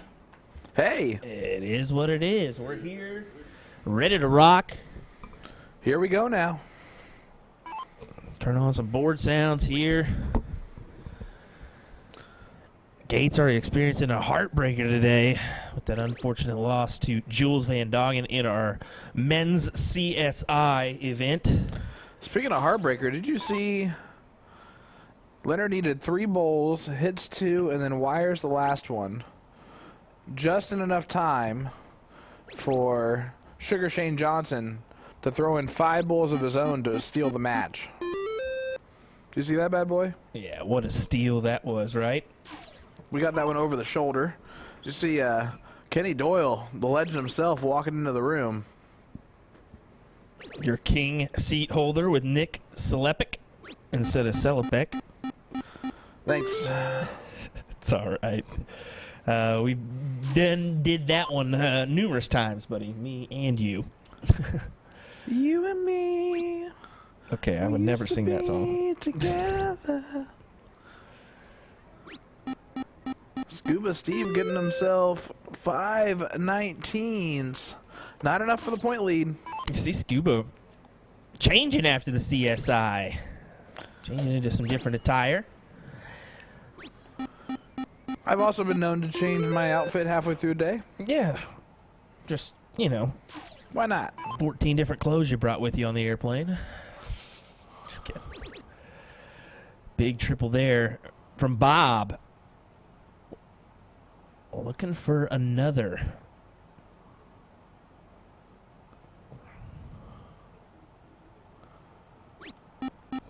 Not gonna get it. Only a 5 mark. So we'll see if Jeremiah goes up there to close the 18s. That was going right. Not at sure. 20s, it looks like. Yeah, he's looking for extra points, buddy. I think that's where he was going the whole time. We do apologize for the slight bit of glitch that we're seeing in that camera. It's been a occurrence that's happened throughout our coverage, but we'll probably just need to do a little update once we get back. Definitely not unwatchable, but just a little bit bothersome for the yeah. likes of us. Yeah, exactly. So, nonetheless, we're streaming 4 boards here. It's been a great time here at the Tournament of Champions. Almost coming to a close for our second day of coverage. 2 more days after this one, buddy. It's crazy how fast these events seem to go. I got to be honest with you, though, this one's going a little bit slower for me, being under the weather the majority of the time. Even when you're a commentator and you got a little cough or a little scratchy throat, it's not fun. Not fun at all. It changes the dynamic of what of what you can do at any given moment, because it might be to turn off your mic,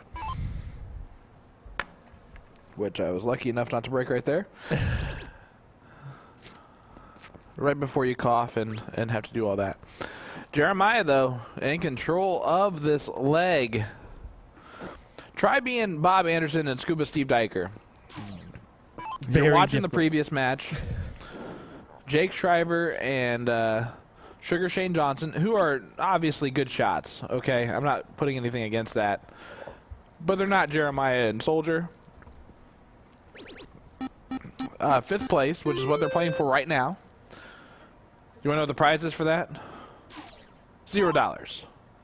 4th place, if they win this match, $200. So no money or some money. What's it gonna be? Is Gates smacks it a 9? He's trying to make it seem like no money. As the boys over on board 1 are messing with us with the camera, but don't realize it's not on them.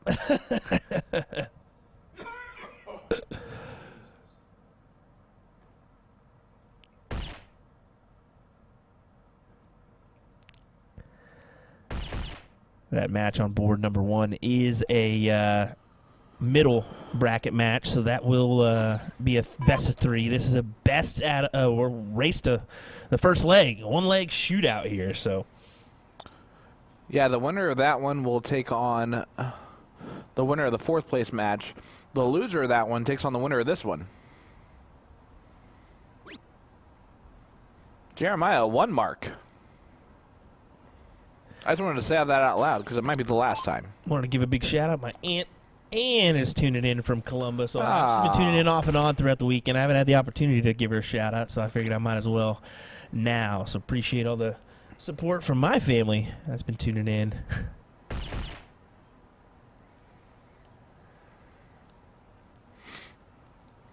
All right, Soldier. 3 bowls. Plus some points. Now cannot win the match. Gets 80 points.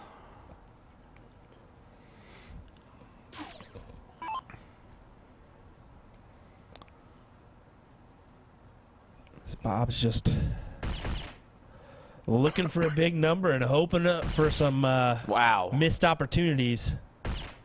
Stays there the whole way. How about 5 bowls?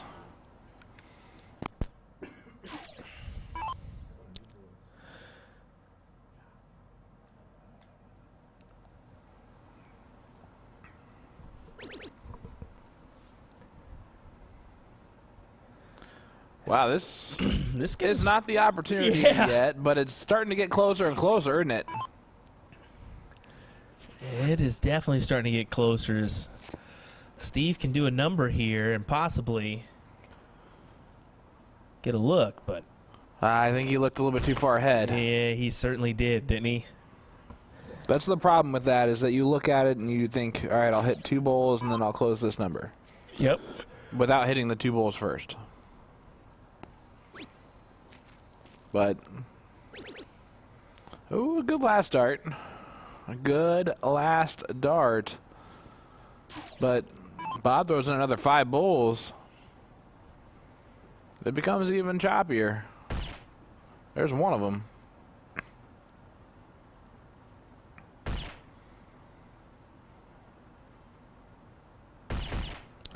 There's a big double with the last. Yeah, there's a point lead again. And not a small one.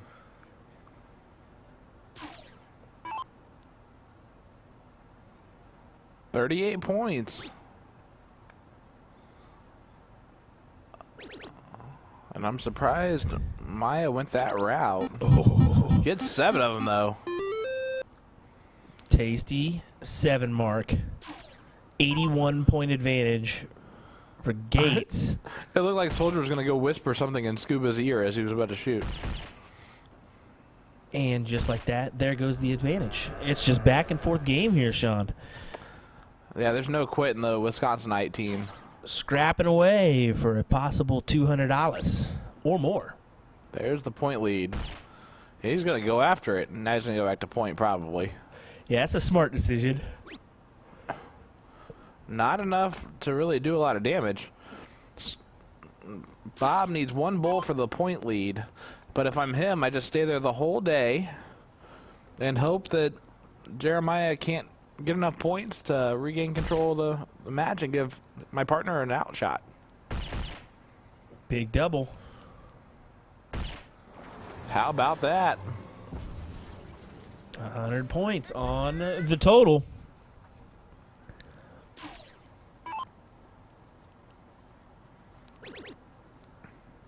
Jeremiah trying to get back that point lead.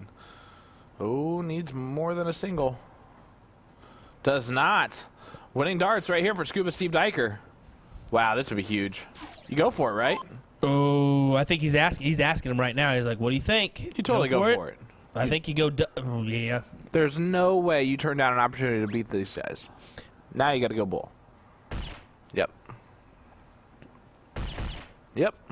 Textbook. Yeah, 75. Almost 100 added. points. 97.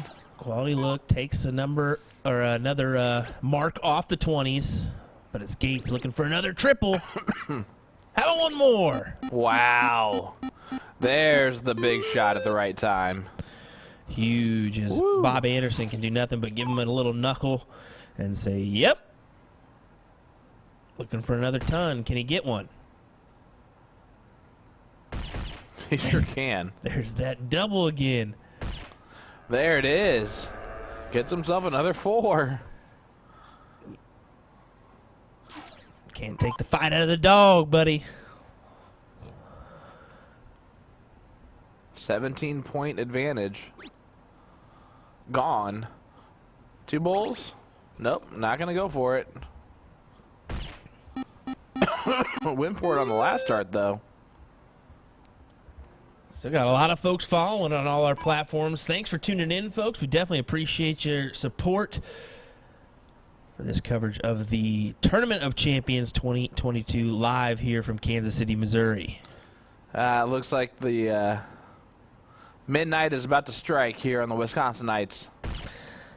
Unfortunately, it looks like it is, as Leonard Gates is going to step up, just needing a single bull to put this bad boy away, and exactly what he does. They fought off a really impressive display from the Wisconsinites.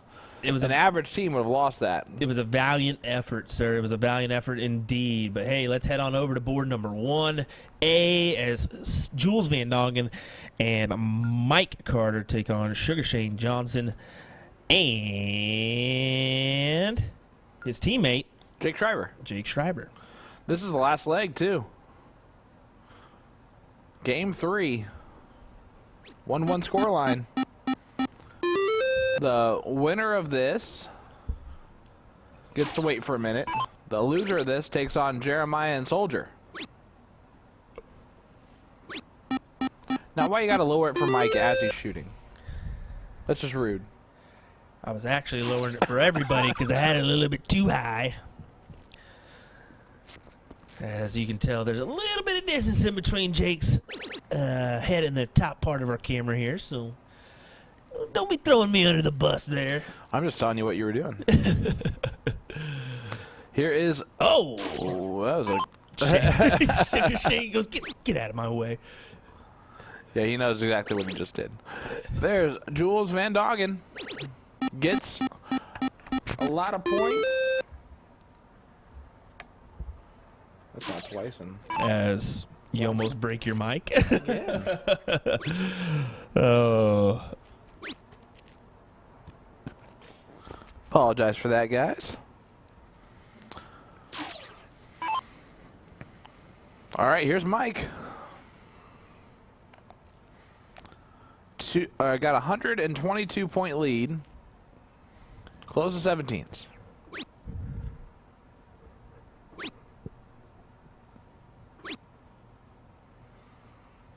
My wife doing a little promotion for us. Appreciate that, babe. Miss you. Love you.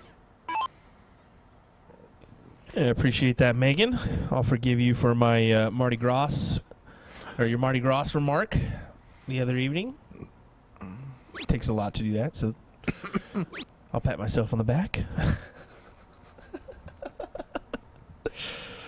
Oh, no. Hope you're there go doing the 16s. well. And there go the 15s. Bulls. Yeah. Jules just makes it look like he's at least a little bit interested. Would be nice. Ooh, how about this comment from Josh Hill? We need 1,500 people watching this so Sean can shave his head. Nope. Don't know if that hair will grow back after that. Well. All right, Sean's going to be gone. Mike Carter and Jules van Dongen take it down. Jake and Sugar Shane move on to take on Jeremiah Millar and Leonard Gates in a race to 1 last chance bracket for 4th place. Boy, Who do you got in that, bud? It's hard to go against Millar and Gates, but you know they just haven't had the success that they would hope for yet. So, although that, I'm going to go Gates and Millar just because I think they need to kick themselves in gear here, and I think they will. So we'll see what comes about. But as we wait for our next match, folks, hang tight.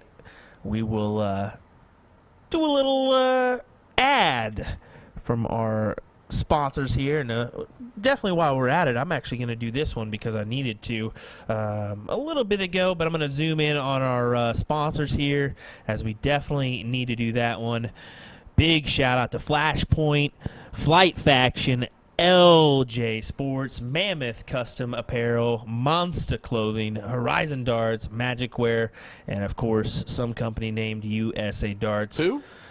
Sean Green, we'll just say that. No, that's definitely me. Appreciate those sponsors. How about a quick word from our other sponsors? We'll be right back, folks.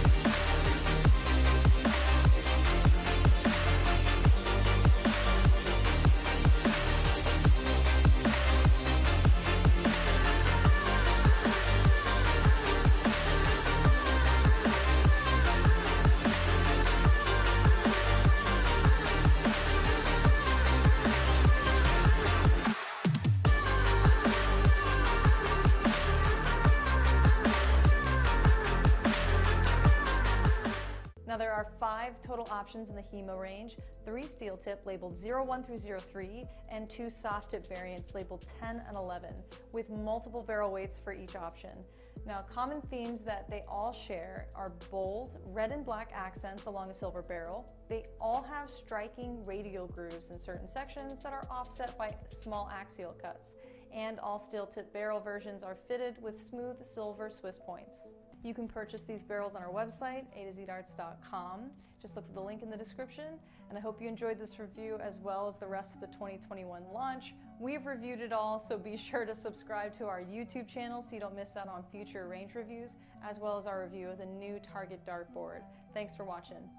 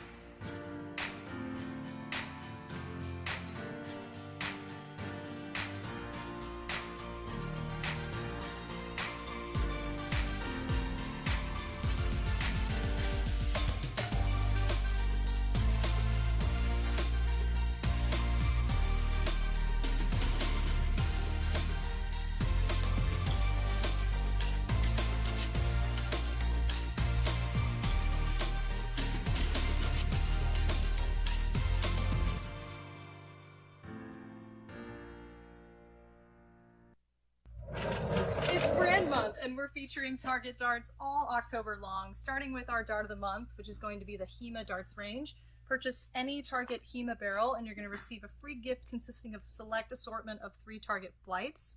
We're also offering select Target accessories for a discounted price, including our huge variety of Swiss points, as well as an assortment of shafts that are all red in color. So we've got the Pro Grip Evo shafts, the standard Pro Grip shafts, and also the Pro Grip Ink. So the idea is you can complement your new HEMA barrels and have everything match.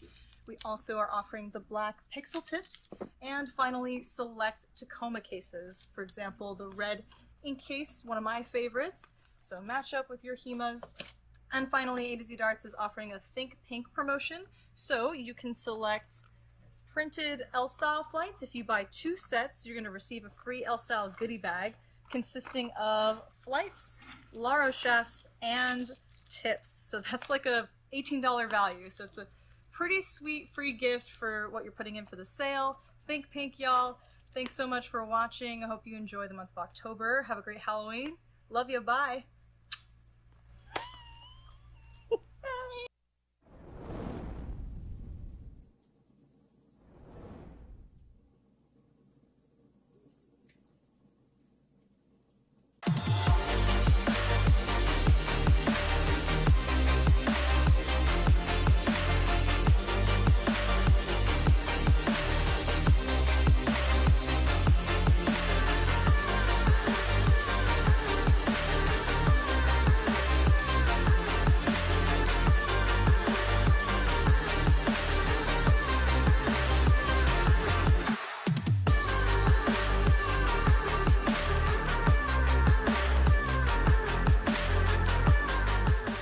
Now there are 5 total options in the HEMA range, 3 steel tip labeled 01 through 03, and 2 soft tip variants labeled 10 and 11, with multiple barrel weights for each option.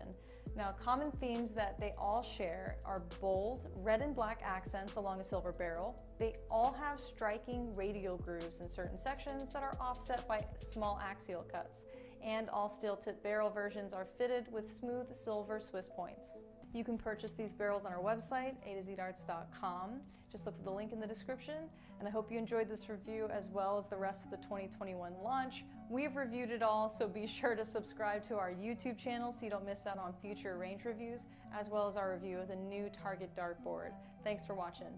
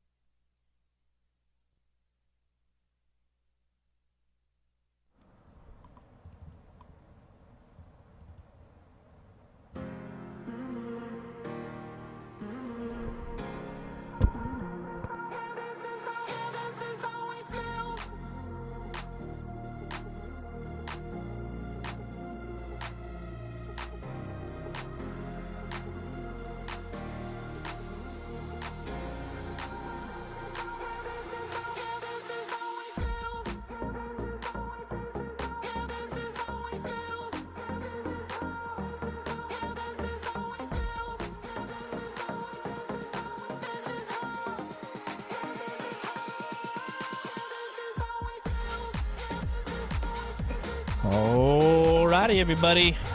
Looks like we're ready to go here. You are seeing a little occurrence here where maybe a restroom break, maybe something happened, but Sugar's not going to get any warm-ups. We're gonna get going right away into our play here. As you can tell, we've had probably a little significant, a little wait from what we normally used to. Especially for this tournament. Yeah. There's been quite a bit of a wait.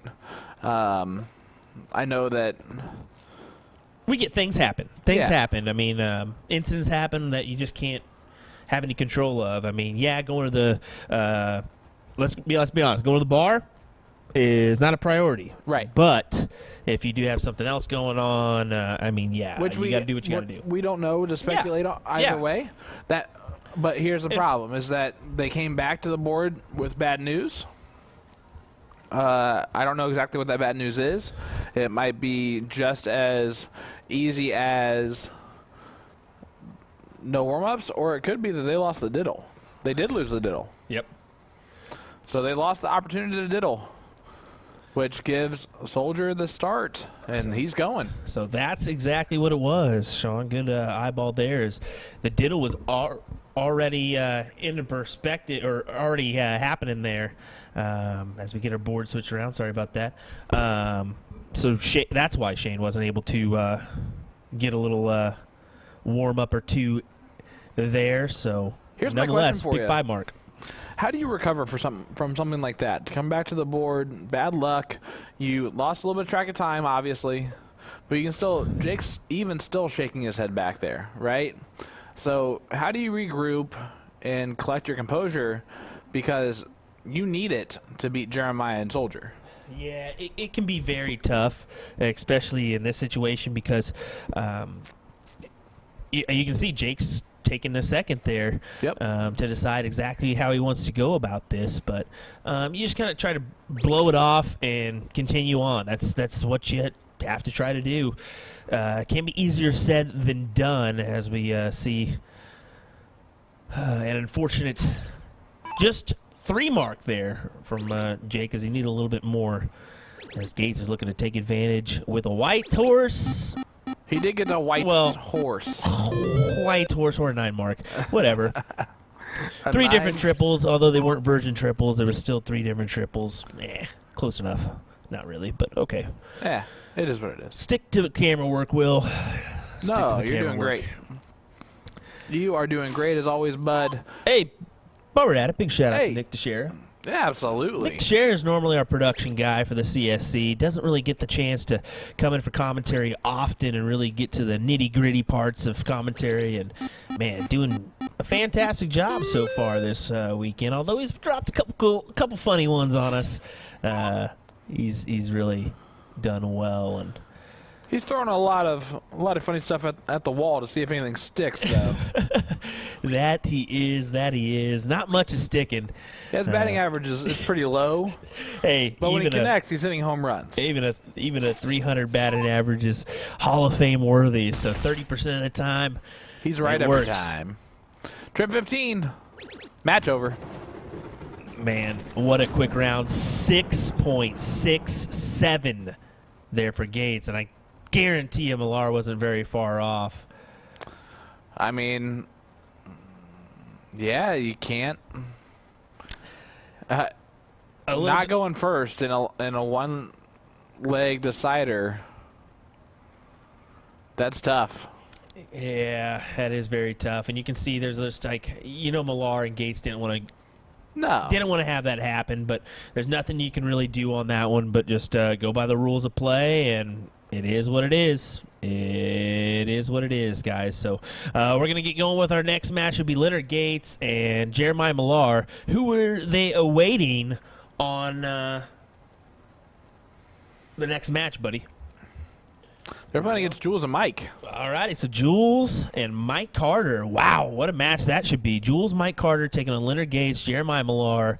We'll have that one for you next here on USA Darts coverage of the Tournament of Champions. We'll be right back, folks. Don't go anywhere. Hopefully we'll be pretty quick with our our refresh here, and we'll get going here momentarily. Thanks, folks, for joining us. William Stuart, Sean Green, Nick Dichiria. We'll be right back. Darts.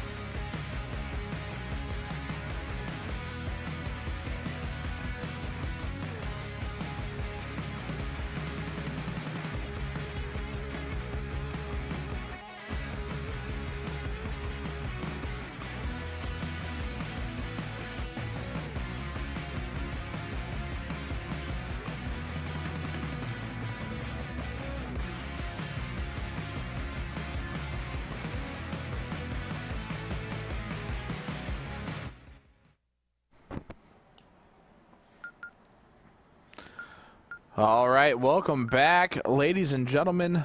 Third place match for the no cap doubles event tonight.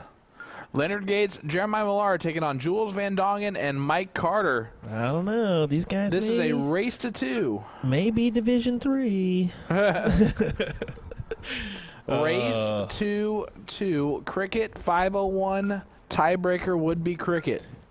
Winner to face Kenny Doyle and Nick Slepik. Way past their bedtime. So, well, you said it, not me, Sean. So, yeah, just go ahead and tell Nick and Kenny it wasn't me. But they caught you on the counter. People say it wasn't me. Danny said, "Put the camera on him now." Well, dance, dance, Danny, dance.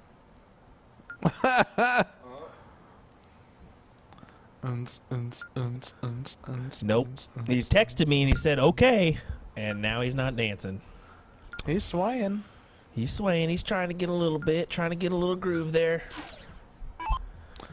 Well, we're going. Maybe we'll get him in the background. So here we go. Leonard Gates getting us started. Race to 2.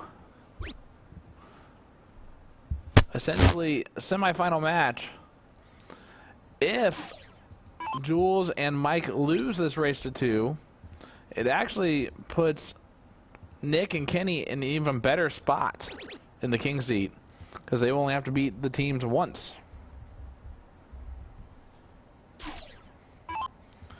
Eric Robinson says, promote darts 101. Don't leave the playing area if you don't have to. This move can be detrimental to your game process. We'll see if it is important here.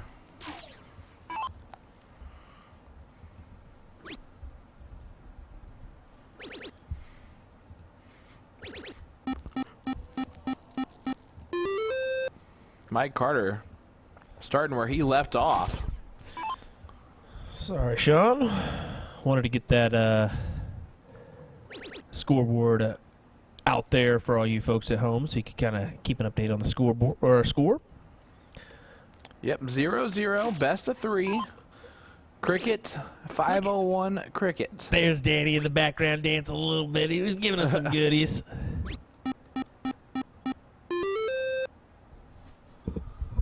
Dancing Danny, there it is.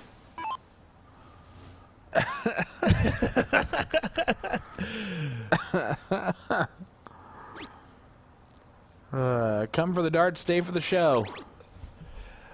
Oh, that's good. Jeremiah throws in a 7 mark of his own. Mike Carter sitting here, 54 points.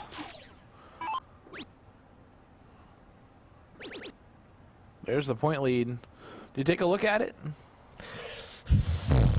Yeah, why not? Nope. Nope is the answer that we were looking for. So Well, you lose all the money. When you got Gates and Millar behind you, I don't know. Do you take the stab? Do you not? They did have the advantage there for a little bit. Jules one big triple away though from making a move, I think. 1 or 2. Yeah, Jules is going to do some dragon things. Close it. Jules, don't even think about it. Close it. Agreed. He's going back over, I think. Yep, big triple. Jeremiah's thinking in his head that's a mistake.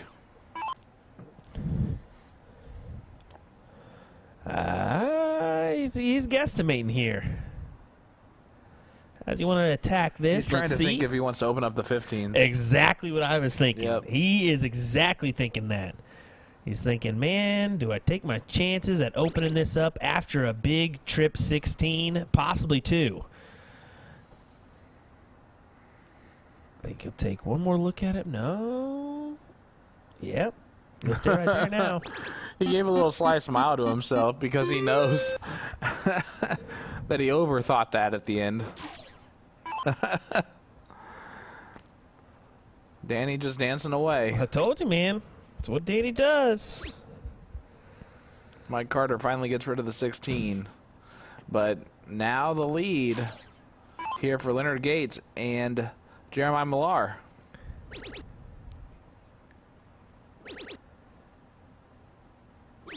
Ooh.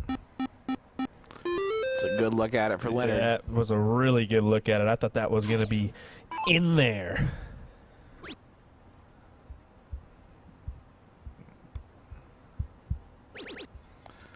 Well, does he look at the 15 or stay at the 17? 15 was the look. Did not hit it.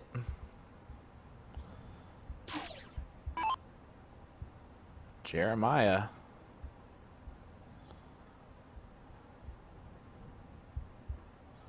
Needs to get some 15s first. Now he's got to stay there the whole way. He keeps getting upset at himself because he's thinking one move ahead of what he's already done, and then he's not pulling off what he is assuming that he was going to do. Exactly what he's thinking. He's like just not happy with the outcome of his darts and the way they're landing. I will say Kenny Doyle, Nick Slepik are on the far end warming up right now. I just noticed that. Staying as far away from this match as possible. Indeed. But they are in the room.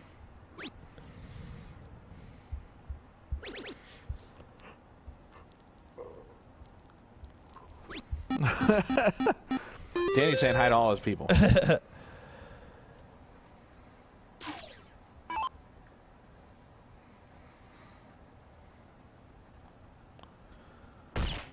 It looks like Jeremiah and Leonard are going to take leg number 1, unless something crazy happens here.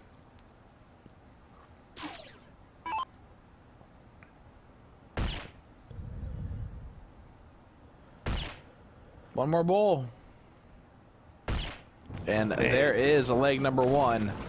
We're going to head to 501. Open in, open out, open bowl. Open times 3 is what we call that. Well, by we, I mean me. yeah, I'm about to say I just made it up. get a lot of opportunities to play this one myself, but here we go. Another bowl for 150. Ooh, a 160 would have been better. Mathematically, yes. Thank you. I'll be here. I guess you can consider it that.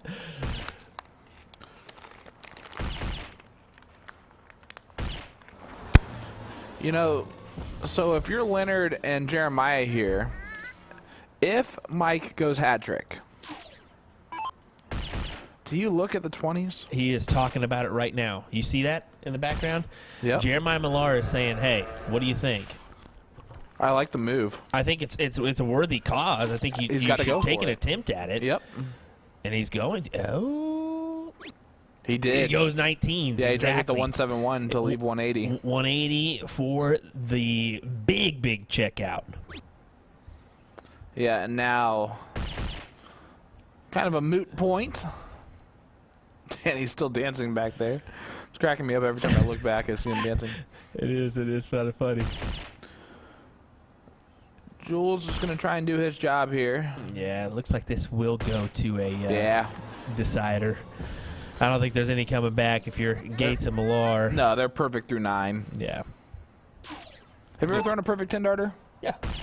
Well, I guess you wouldn't consider it Well, I mean, perfect, but it's perfect for open in, open out 501.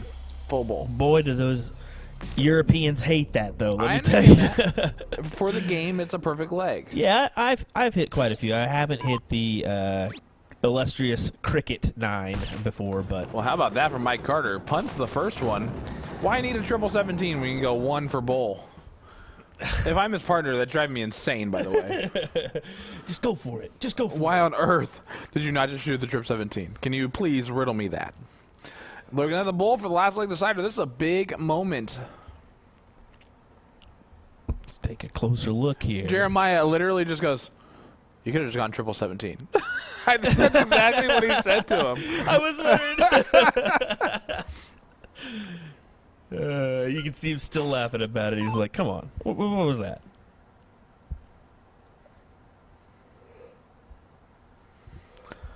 Jose Beltran saying dudes are hecka talented. Yeah. Yeah, they are. Well, you are looking at a PDC Tour Pro. Yep. You're looking at Leonard Gates, your North American champion, will be on the Alley Pally stage this year. Yeah, playing in the World Darts Championship. Jeremiah Millar has had numerous big titles under his W category. And Mike Carter, an up-and-coming talented individual, I would say. Still kind of blossoming, I imagine, but really making a name for himself. Oh, well, I mean, especially this weekend. Him and Jules have done fantastic together. And a lot of people don't know this. Originally for this tournament, I think Jeremiah and Jules were supposed to be partners.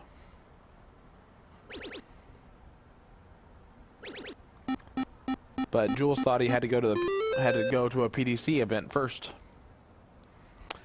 And then a couple days later, after Jeremiah had already set up with Soldier, Jules reached back out and said, I am so sorry, I messed up. Are you still available to play? And the answer was nope. And the makeshift team of Mike Carter and Jules has done fantastic otherwise. They need to basically be perfect from here, though. Or else they might be out of this tournament.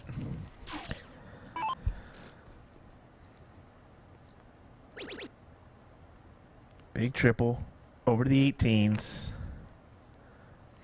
Jody Ward saying, on the way to work, had to pull over to watch the end of this match.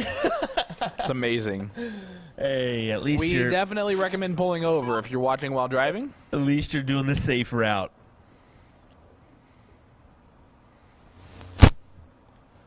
See what Mike Carter can pull off.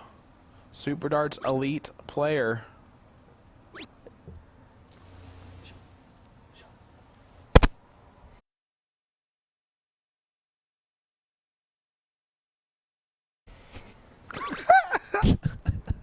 Alrighty. Connor Olson asking, who's on the hill? Well, that would be Nick Selepic and Kenny Doyle. Waiting on the winner of this match. Two individuals from Florida making it worthwhile to come here, as they had to unfortunately wait a couple days to get here, as they just rolled in last night.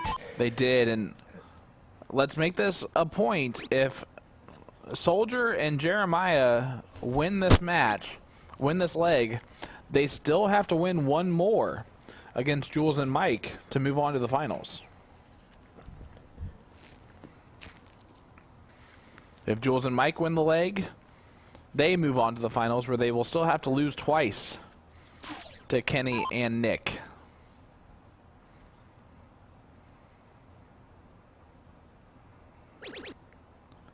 Mike Carter trying to reel the points back in, ties it up. Points are gone. 16s are gone. Back to points. 40-point lead. Jules going to have to look at the 15s.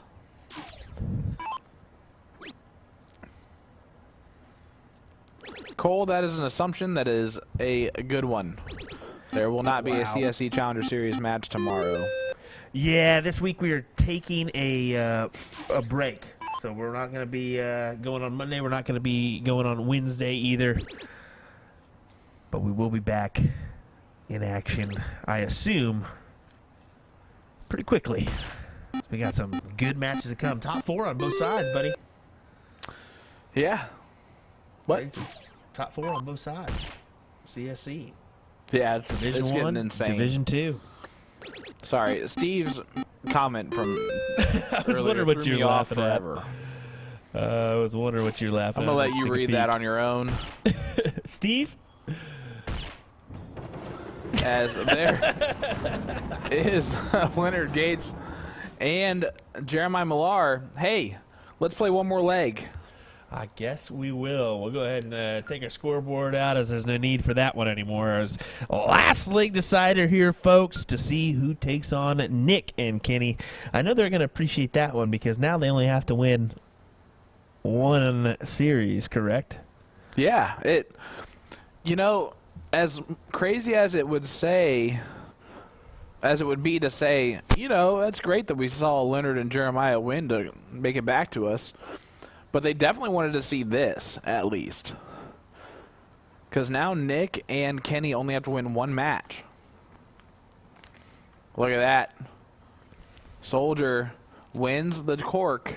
We'll go first in the last leg decider. Jody, why you gotta do that to us?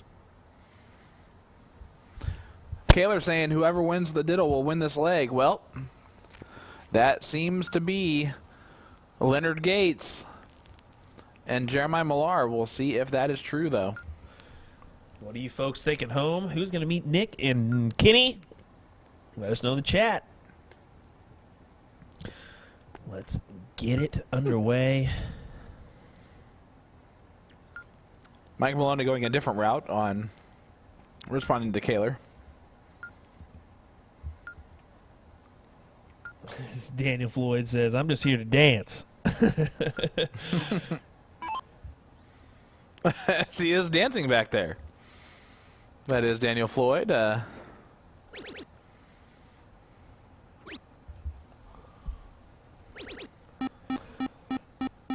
Leonard Gates starting off with a 7 mark.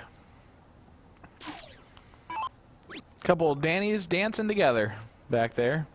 Dan Levine and Danny Floyd. Koala Bear saying hopefully Jules and Mike win. That's Andy Koala. For those of you that are in the same chat as him, that is how you pronounce his last name. Steve, there is not a 9 marker counter on the stream. Will doesn't know how to do that.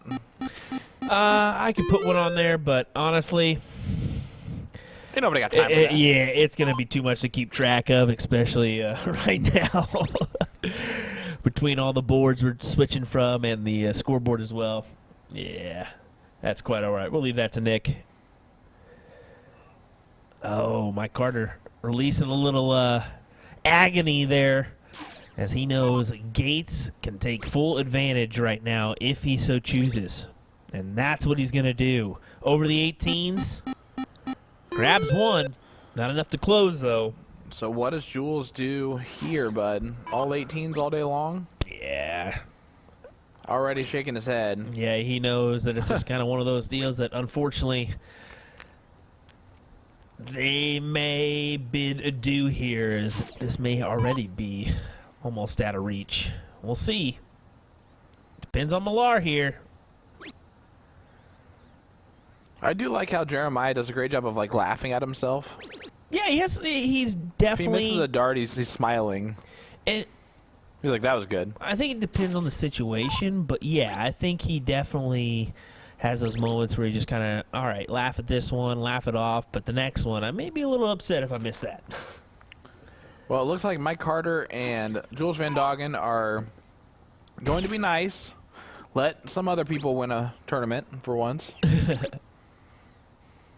Jules already our CSI champion, winning $10,000 earlier today. Some heavy pockets for that gentleman.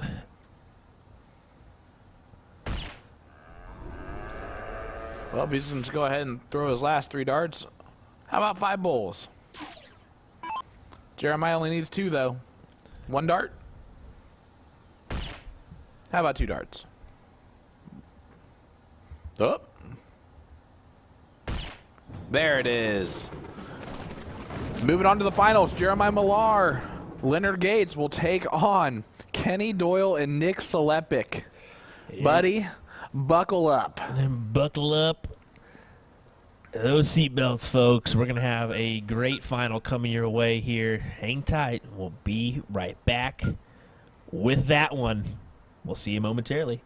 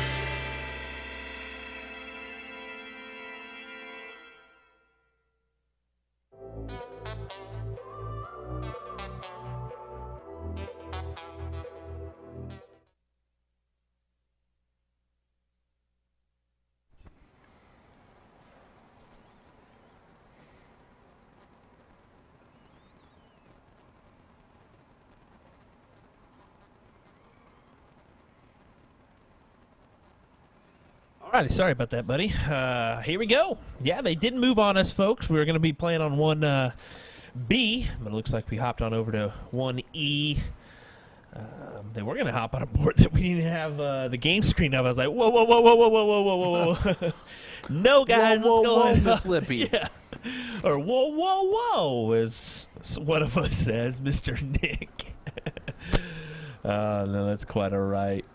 This should be an entertaining final between these gentlemen. Of course, Nick and Kenny have played together on numerous occasions. Is that because they're old? No, well, you said that one, not me. They are from the same neck of the woods. They play at the same bar, Skybox Tavern. Been seeing them on the CSC. Nick, of course, always in attendance for Kenny's matches. I don't know if it's the same for the other way, I would imagine. I hope not. Like, just for the fun part of that. Wouldn't that be funny? So technically, the way the boards are set up, you could have a level 16 player play a no-cap player. Oh. Like, you could set up that type of match. Here we go. Wouldn't Kenny that and be Nick getting the start. Race to 2 here in our finals. This will be all cricket in this first match. Here's the way this works, guys. Kenny Doyle and Nick Selepic have to lose 3 matches straight in order for Leonard Gates and Jeremiah Millar to become the winners. Boom goes the dynamite to get us started, though, in this last leg, or last match, decider. Well, last match, finals. You know what I'm saying.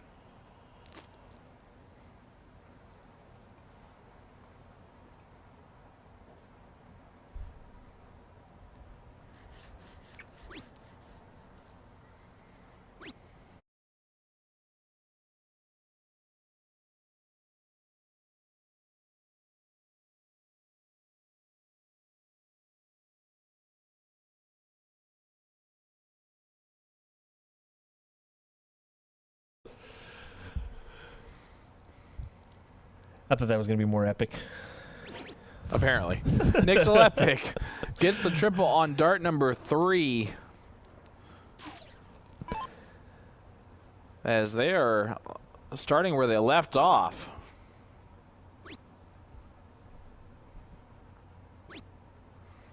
And only a 2 mark there for Jeremiah. Who would have expected? They're in round 3. They only have a 2 average between the two of them. Yeah, I was about to say, Nick and Kenny have to jump on this here, grab the leg early, and all they would need is 1 more, correct? Yeah, that's correct. That is absolutely 110% correct.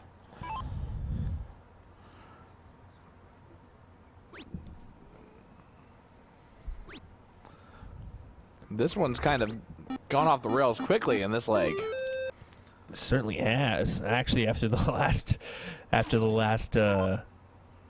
match that Kenny and Nick played, I actually went up to Nick. I said, "About time you showed up, buddy." He said, "Man, I tell you what, I told Nick the same thing." I was like, "I was just joking," but he was like, "No, for real." Well, look at that 6 mark from Nick Selepic. Well, after 4 rounds, they have everything closed except for bowls and 135 points. I'm pretty sure Millar just turned around and said, "You want to split?" Now's the right time to say that, for sure. I am almost 99% sure of that one right there. What do you guys think about a split here? I actually would joke and walk up to him before the match started and said, "All right, if I have to beat them 3 times in a row, right? Okay, I'm gonna give you 1 chance to split. This will be my only time I offer. After we double dip you and go into that triple dip, the offer's off the table." Ryan Shada asking about if we're going to be streaming anything but no other than no cap. We have no control of that. TOC's deciding who we are streaming this weekend. As we're just a live stream crew. They're the tournament directors, so we just kind of take it in stride. We may get some different groups tomorrow. We're just not sure yet. So.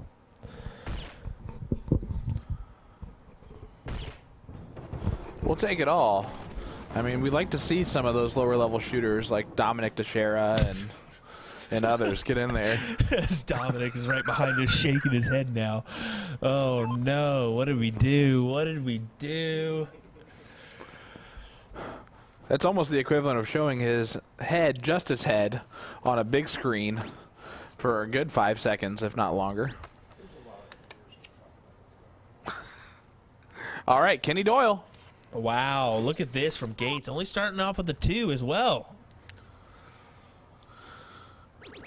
Oh, there goes the 20s. And there goes the points. And boom goes the dynamite. 3 in the bed on the 20s. I think he made him pay for the 2-mark start. What do you think? Yeah, I definitely think he did, as Kenny and Nick are eyeing a nice paycheck. Eric Weiss asking, when is the Luck of the Draw finals, meaning the finale? That is going to be on Tuesday. Oh, okay. Yeah. That's going to be Tuesday. And looking really... At 10 o'clock. Yeah, looking forward to that one, as it's a random draw, $10,000 a piece. $10,000 a piece. Just repeating everything I hear. Oh, okay. Is that how we're going to do that? That's how we're going to do that. There you go. Okay. TMI, Dom. TMI. All right.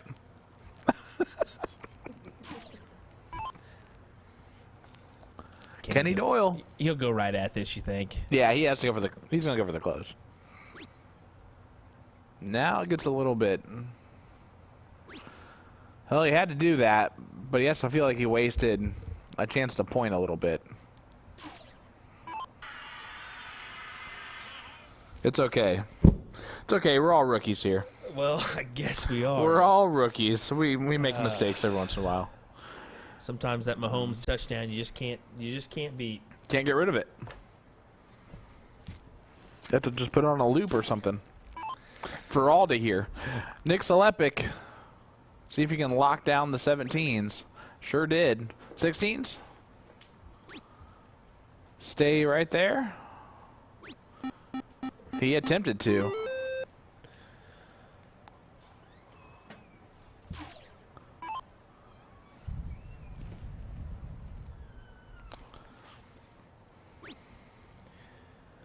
I don't know. I think. If he would hit a triple there, this is not over, I think. I mean, anything could happen, but with Kenny coming behind you, you got to think how much darts do you think Nick and Kenny have actually played in the last 4 or 5 days? They just got here. Yeah, I'm literally saying. You think they were playing at home by any means? Do you think they got a green board? No. No. So I they don't literally think so. rely on the bar. They haven't played in 4 or 5 days, and now they're making a finals run. Well, I mean, they're about to win. They are. They're 3 bowls away from winning this thing.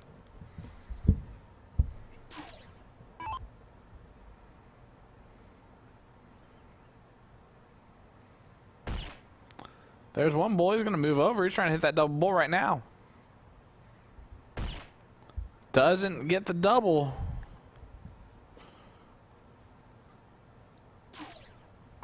Soldier cannot do a whole lot here.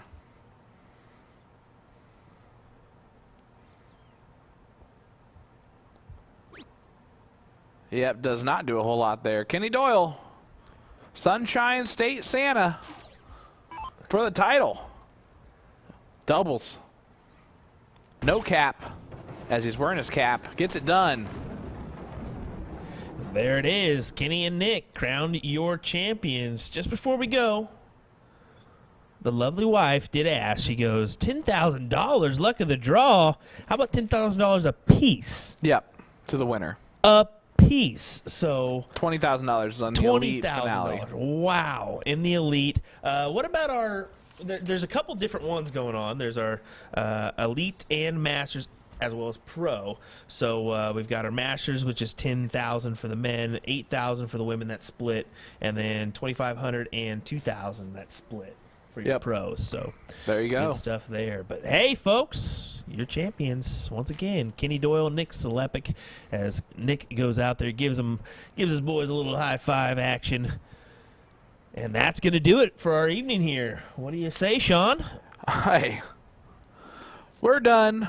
Hey. Goodbye. We'll see you tomorrow for some triples and doubles action right here on USA Darts and Partners Promoting Darts. We'll see you tomorrow, folks. Thanks for joining us. William Stewart, Sean Green, Nick Dichiria. Take care. Have a great night. Boom goes the dynamite.